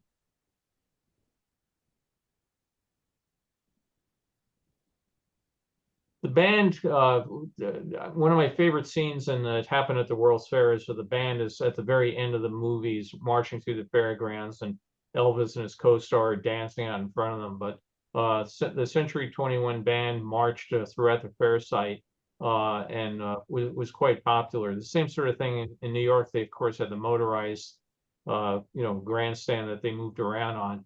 But a number of these costumes have survived and are in different museums. A few people have them in collections.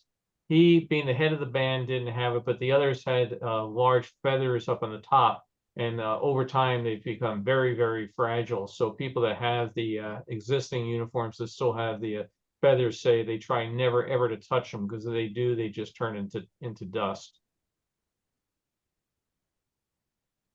The Sky Ride mentioned earlier has been rehomed over to the state fairgrounds.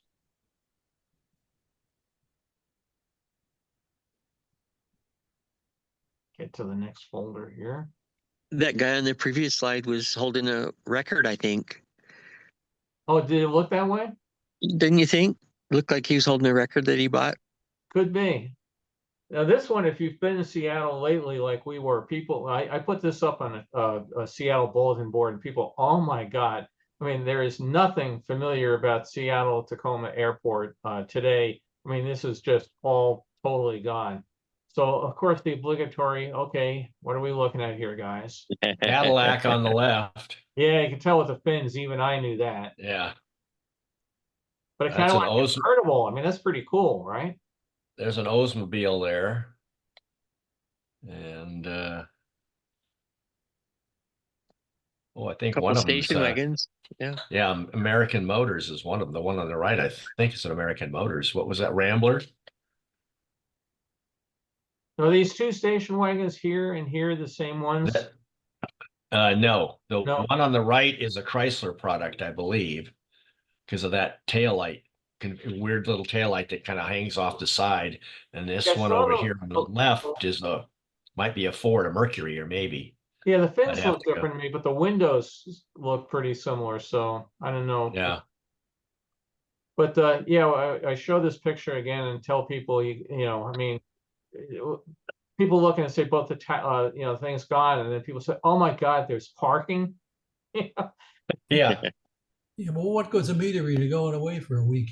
Yeah. Oh, you have to have your neighbor come by with quarters. I mean, back then, again, this was the days where you go out to the airport, you would, park your car and you go up on the observation deck and, watch airplanes land and take off. And, they would charge a quarter to go up on the deck for that sort of thing. Who goes to the airport today to watch an airplane take off? But that was big stuff in the 60s.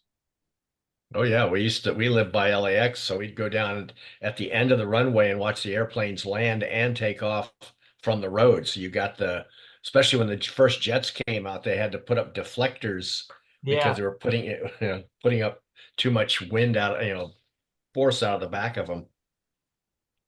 Here's the Bubble-Lator again.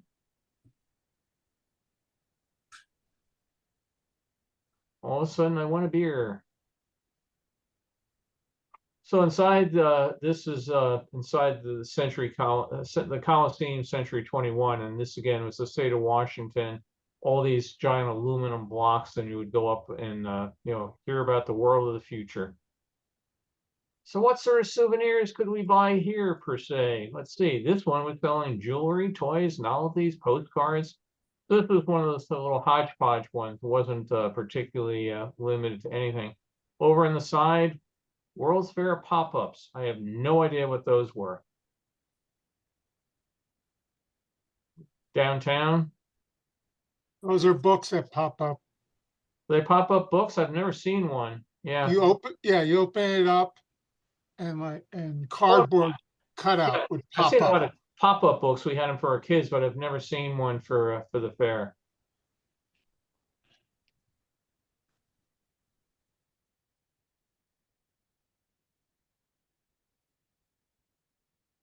And there's one of the trains that took you around.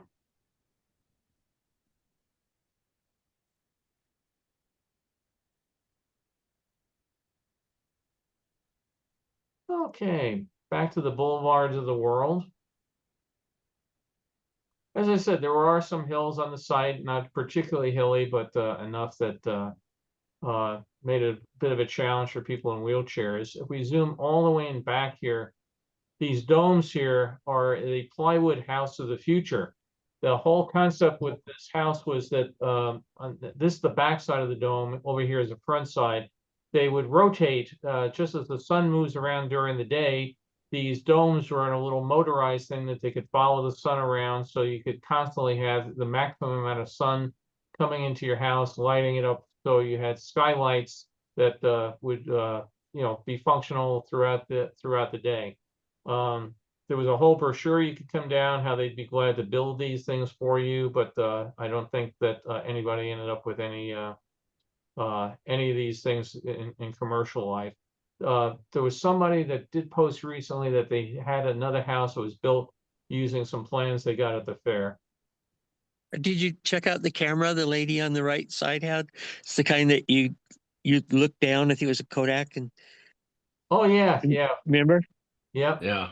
Yeah, the viewer was from the top, and you'd look down into it, and it would reflect, or I guess reflect the image. That's a 120 format. You that notice was that called? shot, you notice how you can see the whole outside neighbor behind him? You couldn't do that in New York. Yeah, sometimes in one of those things, trying to look down with sunlight was probably a real fun thing to get on some shots. She's got some postcards she's ready to mail too. Does she? Yeah, in her Little right, did she in her know left back hand. then, this day in June '62, we'd be so. Sure enough. Yeah, zoom in and see who she was mailing them to. Oh, Track her yeah, down. she can read it. She goes, "I just saw Prince Philip, and he's really ugly."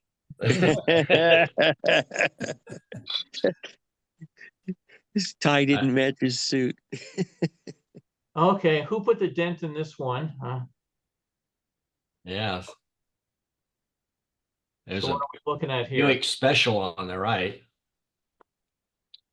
That's a Buick on the right. That I think that was the Special they called it. Uh-huh. And up here, And the bus. Well, maybe if we can zoom in, we can get the name of the bus company. no, but we can tell they were advertising Rice-A-Roni. Yeah. San Francisco treat.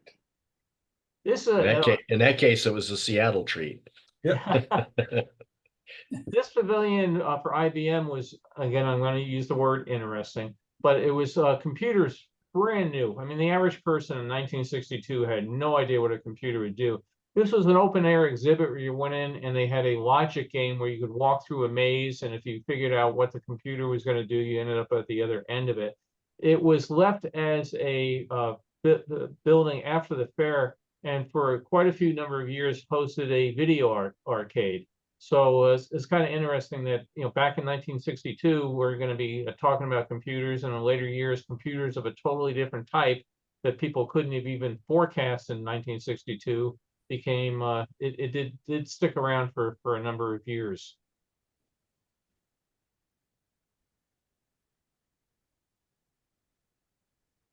Safeco Insurance. Looking What's out. that model? Yep, It there's looks the like model of it. the fair. In one of the books, I have a nice overhead shot of it, and again, they had the thing around the edge here. You could look at a number on the building, look here, and it would tell you what it was. But it's an open air model, so had to be built to Uh-huh. withstand the elements. And here's some of the allium plants getting ready to bloom.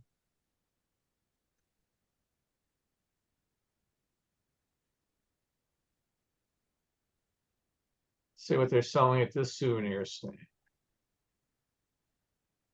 Hamburgers, hot dogs, cheeseburgers. In the background here, we have a Ferris wheel, and this one was interesting because it would go up and around, but then it would rotate. So you were up here at the top, and they were loading other people down here, and then it would go around and rotate and bring this section back down.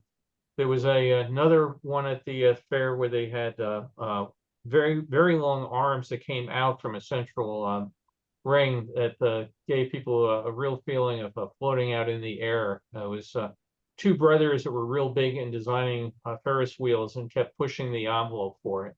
And here we have one of our feathered hats.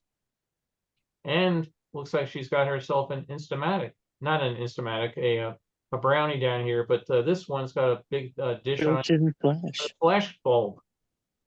Yeah. I think that was the first type camera I had when I was about I was probably 7, 8 years old. My uncle or my parents gave me one, and I took that thing everywhere.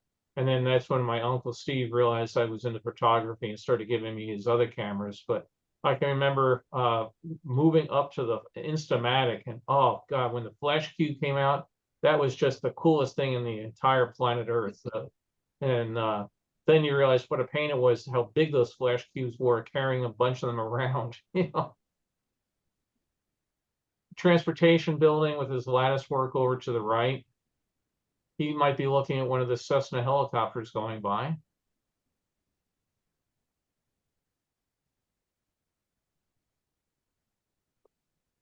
There's another camera for us.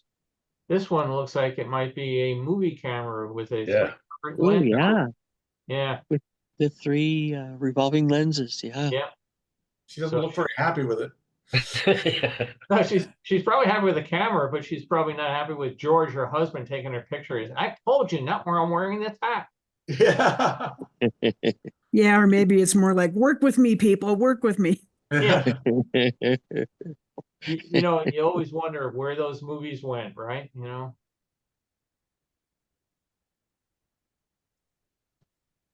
She looks disgruntled. Yeah. But okay, now Well, there's yeah, the Bob, word. they all show up at your place. But Carol likes to write poems about weird words. Okay, you just said there's somebody disgruntled. Have we ever seen anybody who's gruntled? In the background here.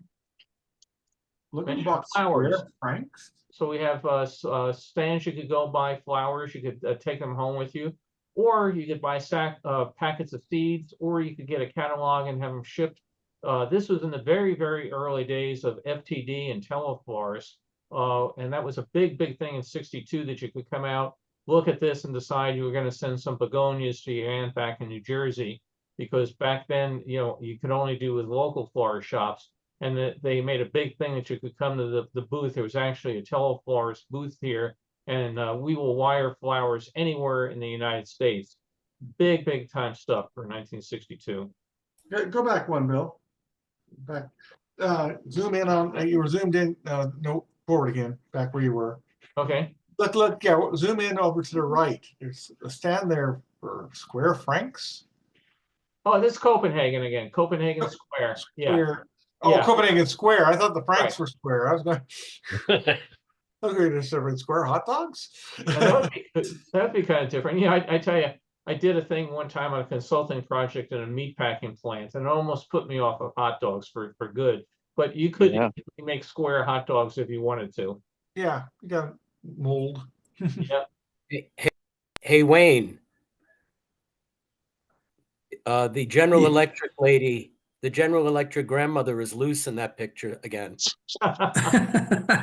If you just centerize it a little, Bill. This one? Yeah. If you Yeah, go right in the close, center. go closer. Yeah, There she you're is. right. Yeah, there she is. Yeah. They took her camera away from her. Yeah, somehow in my case, she's related to the photographer. She's got her orthopedic shoes on. And very, very inexpensive pavilion. Build a giant arch, and down below put your route maps of where your now defunct airline went to.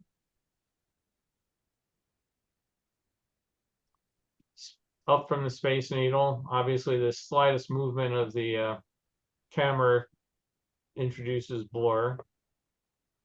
Some of these I'll get to and I'll say, yeah, not worth the The time. Space Needle moving in the wind. Yeah. Railroad transport again. Very modern looking building. Very, very nice.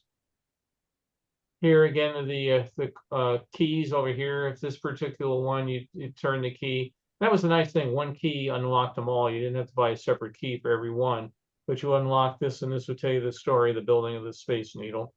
They didn't have a single ride-through attraction there like you saw in New York. They what? They didn't have any ride-through attractions I like don't we think saw they in New did. York. No, pretty much this was a small, really called a vest pocket fair, and they didn't have any room to allow for big things like that. How many acres did they have? I top on the head, I couldn't tell you. Which the Seattle Fair would basically fit in the New York parking lot. One thing is people have tried to find the recordings. Where did these recordings all go to? Nobody knows. Whatever company built them, over time disappeared and gone. But it'd be kind of cool if you could go back and find them and redo it. Yeah. And that makes me wonder what the mechanism was. Did they just take some off-the-shelf answering machines or something? Yeah, it's probably something like a 4-track or 8-track cassette or something. It just looped, and when you turned it, it powered up and ran for 2-3 minutes, and then just sat there to the next guy with the key. Some of these restaurants stayed on the site for a number of years, and they finally just wore out again. They were temporary buildings. The buildings in the back, the ones that are more substantial, are still on site today. So one of the big things that they did in justifying the money to be built in the fair was they had an opera house that had horrible acoustics and a leaky roof and all sorts of problems. So the state said, okay, we will help with state funds to build a new opera house. We'll build a new art museum. The state really put a lot of money into Century 21 to be able to justify the expenditure of public funds on it by providing permanent structures for Seattle Center.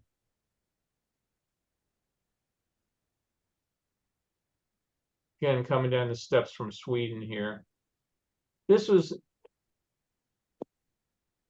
the European community had a big exhibit here. This is not the same European community of today with the euro dollar and everything, but this was the first attempt to say that, we're probably hurting ourselves with all these barriers between the states, the governments with tariffs and passports and all the rest of it.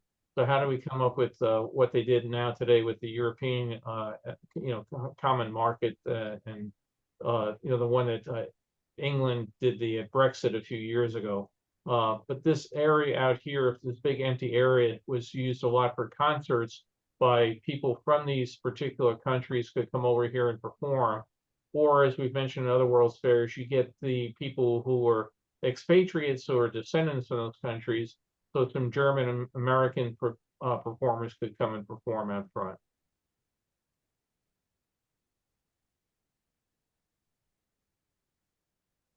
Guys, anxiously waiting to see what exhibits or what movies are going to be listed here today. Looking down from the Space Needle at the Science Center.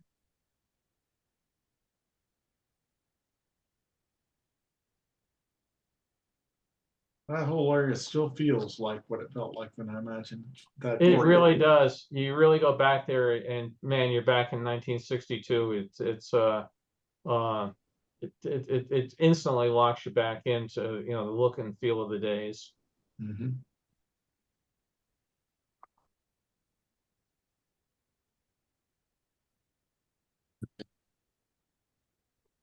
Okay, one last folder and then we'll call it quits. Get a better establishing shot of the BIE exhibit over there. They were very proud of the fact that they had been recognized, and I think they were probably rubbing New York's nose that they had not been.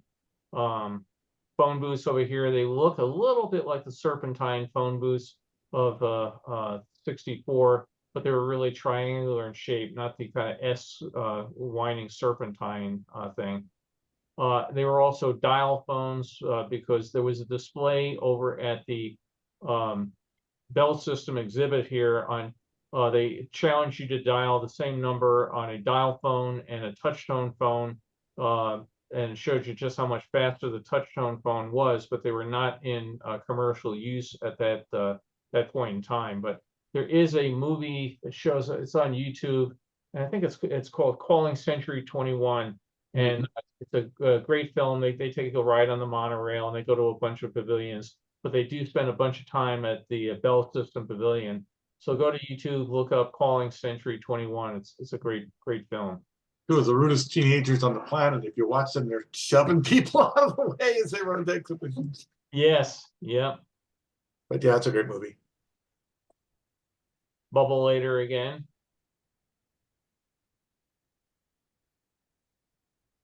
Downtown. Like I said, we're kind of jumping all over the place. These were probably all taken in one order at one time. By the time I ended up with them, they're all just jumbled in baggies and boxes and everything. So I just shot them the order they were done in. So again, we have the hot dogs and hamburgers and everything here, but I found a couple things interesting. This one, Western Airlines, the only way to fly. If you remember their logo, they're long gone. And in the background, you could get Samsonite luggage. So that was, again, one of these pavilions you could rent space.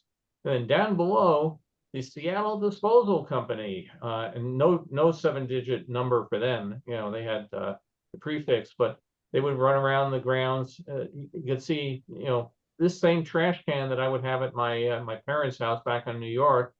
You had the fair ones over here, but they didn't have enough of them, so they had to end up with other trash cans. And these guys just walk around with their little carts and pick up the trash and carry it out. So, boy, ice cream cone. I feel like having an ice cream. Well, that was actually a big thing. Soft serve ice cream became a big thing back for this particular days. There was a company that was actually making, of all things, dialysis machines, and realized that the same machines they were using for that could be repurposed and turned into soft serve ice cream machines like the one here.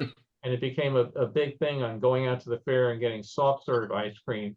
And again, the things you take for granted today that, you know, today soft serves all over the place. In 1962, that was a cutting edge, modern thing. I got a kick out of this guy. Up on the wall here, and, you know, it was a maintenance guy, and he was getting something out of the way before the boat came tearing by. But this whole white thing was put up here because of the splash zone that, as the boats came around the turn, they threw up a wake. And you can see he looks like he's getting out of the way just in the nick of time.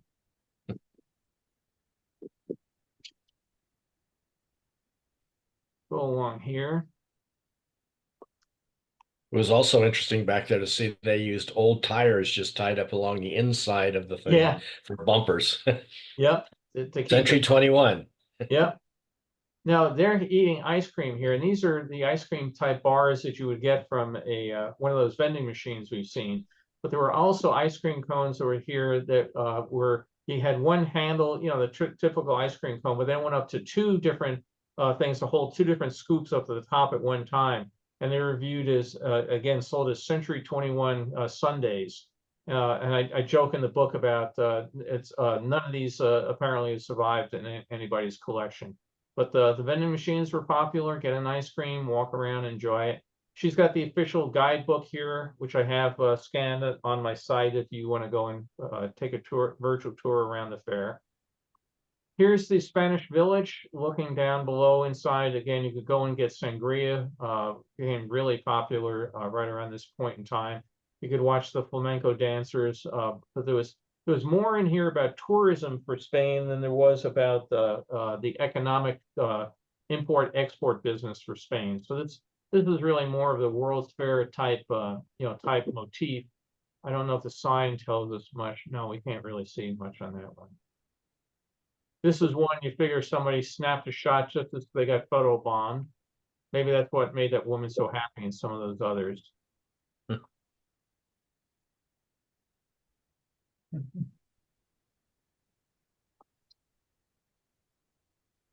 Downtown, this was fun. Visitor information, lodging, that sort of stuff. So we're right outside the monorail station, and inside they had booths here where they could, again, I came to town for 2 days. It's so much fun. I want to stay for a week. Where can you help me out? But this was a free service they had downtown. And you can see posters in Vancouver, and we can send you all sorts of places. So basically a giant travel agency that was put up by the city to help visitors who were coming in. What's also interesting, this is the only type of place I can recall seeing the word expo used for the World's Fair. It's always Century 21, the 1962 Seattle World's Fair.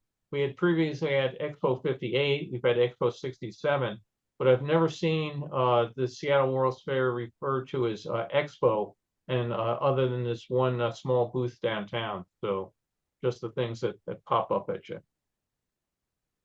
So let me stop sharing. Let me go look at chat and see what 3 left turns equal a right turn. Okay, I'm missing something there. Not true at some streets in the Bronx. Well, I tell you, try making 3 left turns in London and see where you end up. You will not be making a right turn. Okay. Texaco merged with Chevron. Okay. Is the Experience Music Project still on the site? We haven't been out to the site this year. We were there last year, but what they've done with the museum, Carolyn mentioned it's called Mopop. I was really disappointed over the years. The whole museum had a giant science fiction section of it when Paul Allen first set up the museum, and over time they sold off a lot of his collection and everything since he died. And when we were there about a year ago, we went in and they had a tremendous section there on rap music, and I'm not particularly a fan. Matter of fact, I am a hater of rap music.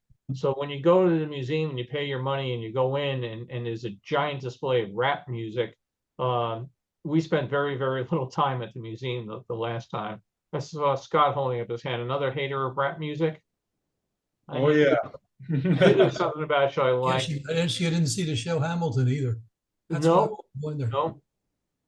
Well, matter of fact, in our radio in Carol's car, it's almost always on Sirius XM on Broadway. And I have now managed to break the land speed record for changing the button when Hamilton comes on.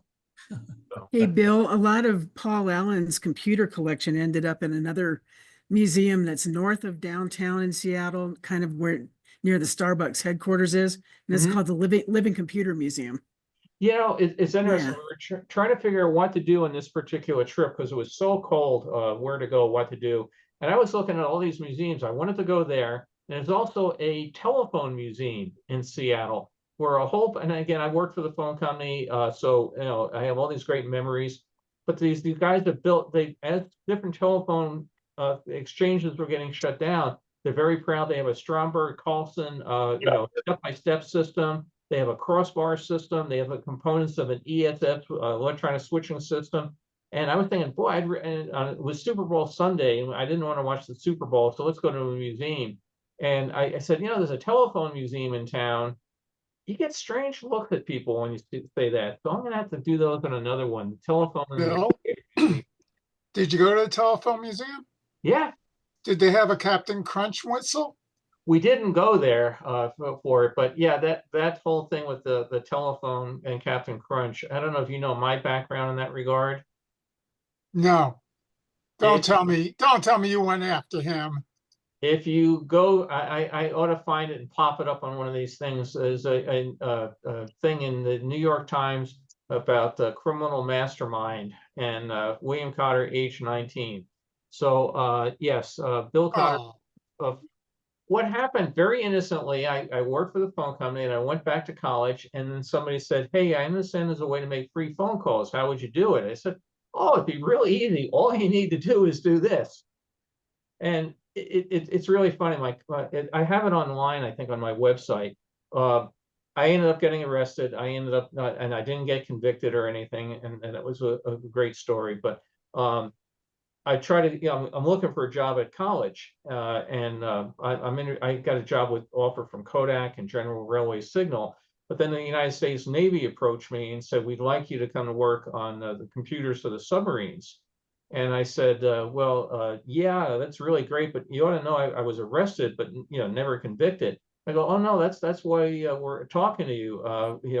We want you to see if you could do the same thing to the fail-safe system that you do to the phone company. And it always reminded me of the Robert Wagner show, It Takes a Thief, where in the beginning of every episode, he goes, let me get this straight. You want me to steal? So I got hired to be an ethical hacker for the government, which I ended up going to Disney to do all their computer security. So that whole thing back in 1960, or I guess it was about 70, 71, where it happened, about, oh, how do I make free phone calls? Totally changed my life. Now, my parents were never happy with that whole story, but it was an interesting time. Well, I was building black boxes and my brother was building red boxes. We were doing pretty good back then. Well, you had to have the blue box, the red box, the black box. I'm going to say a word here, see if you recognize it. Zener diode. Goodbye. A lot of people here do not know what we're talking about. For folks that don't know what a Zener diode was, is that it was a small device you would put in your phone line, and when you answered it, it would let enough voltage through that it would stop the ringing circuit of the phone, but it would not, the way the phone company's circuits worked back then was they had different ways to detect how long the phone rang and it was answered and everything. So the Zener diode would let voltage go through that you could talk through, but it would not let enough voltage through for the billing circuit. So you could pick up the phone, talk to people, and they could talk to you as long as they wanted, but it would never start the punch tape that ran in much of the offices to do the billing. Which essentially was the black box and was the easiest one to build. They were about 29 cents to build get a Zener diode. Yeah. Yes, and we sold them for $45. Well, that's how Steve Jobs, what you got financed the early days of Apple, right? He was he was a phone freak. Yep. Both of them. Yeah. Matter of fact, I still have I have somewhere in the computer here. I have I don't think I can find it in time. I have a whole diagram of how to build one. I done it on paper from the computer lab at school and everything. Thinking myself. Yep. There's a YouTube. I forget what who it was, but he was talking about how he would change his friend's parents' phone number to a pay phone number, and when they would pick up the phone, the operator would say, "Please deposit 25 cents." Did you get up on the Space Needle while you're out there, Bill? What's that? Did you go up on the Space Needle when you're out there? Not this trip. No, we've been there a number of times. My daughter loves going to the Space Needle and showing me pictures of my book on sale down in the gift shop. There's somebody online that works at the Space Needle. It says, "Oh, you got to come back. I'll get you up on the roof." I keep thinking, oh, that'd be a lot of fun, but I'm also not crazy about heights. But to think about, maybe I could get up and stand 1 foot from the hatch if I'm roped down to about 12 different ropes. Maybe I'll do it. I'll have to make sure my life insurance is paid up. It's not the fall that's going to kill me. I know now you can go up on the roof and lean over the edge attached to a safety harness. No. I had never had a fear of heights until I did a job in construction, one of my other summer jobs. Carolyn found the New York Times article. Oh, goody. Bill, you got nailed 2 days after my birthday. Oh. Oh yeah. Oh God. Yeah, the names. Oh yeah. I like that quote. He has a lot of good ideas. Yeah. What was really interesting was if you read through this whole thing, I'm still in touch with some of these people. If we go through it, it says William Cotter, 19, of Baldwinsville, New York. Well, I lived in Baldwin, New York, which is on Long Island. Baldwinsville is upstate New York. So it was, my parents are very, very happy because most of the Long Island newspapers did not pick up the story. Well, unfortunately, one of the papers did, and it was the papers my grandparents got.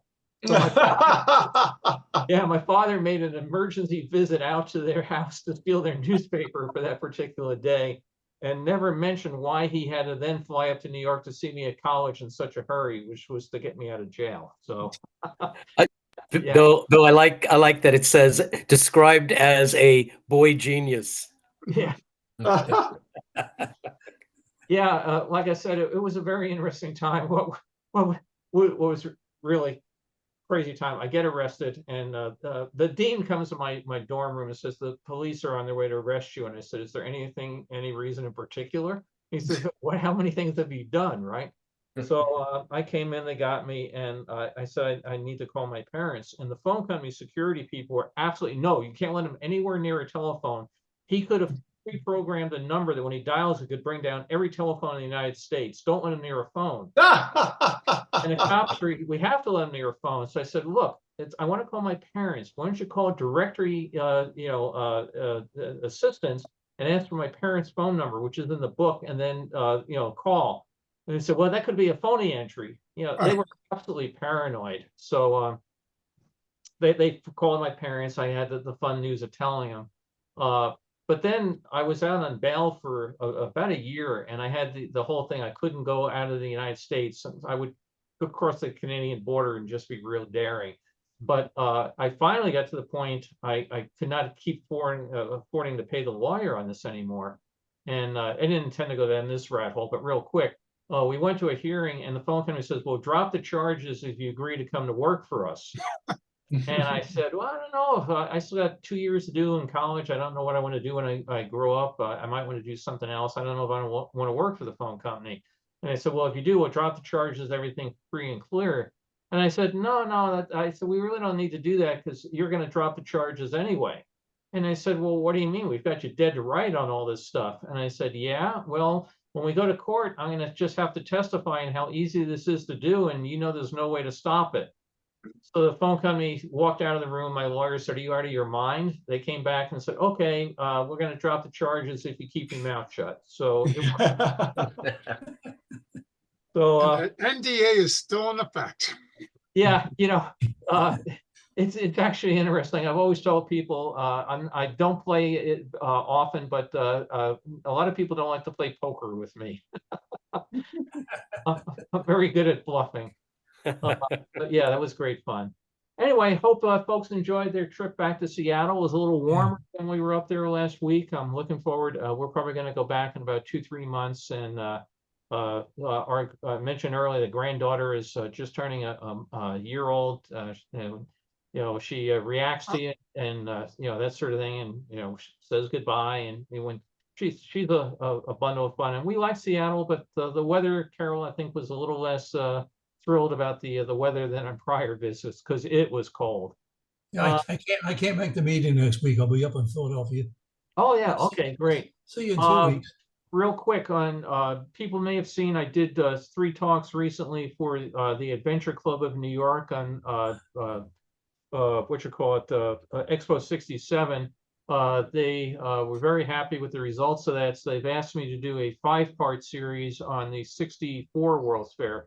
So that will be a week from this coming Thursday. I forget what the date is, the 27th or whatever. Anyway, it's coming up. It's a week from Thursday. It's going to be 5 parts, one for each of the theme sections of the fair. Daughter's calling. Just 1 second. I'll be right with you. Get out my phone here. Oh, so sorry, Carolyn. It's Mario, just finishing my talk. Can I call you right back? All right, bye. I thought it might have been my granddaughter calling. We FaceTime all the time. It's great stuff.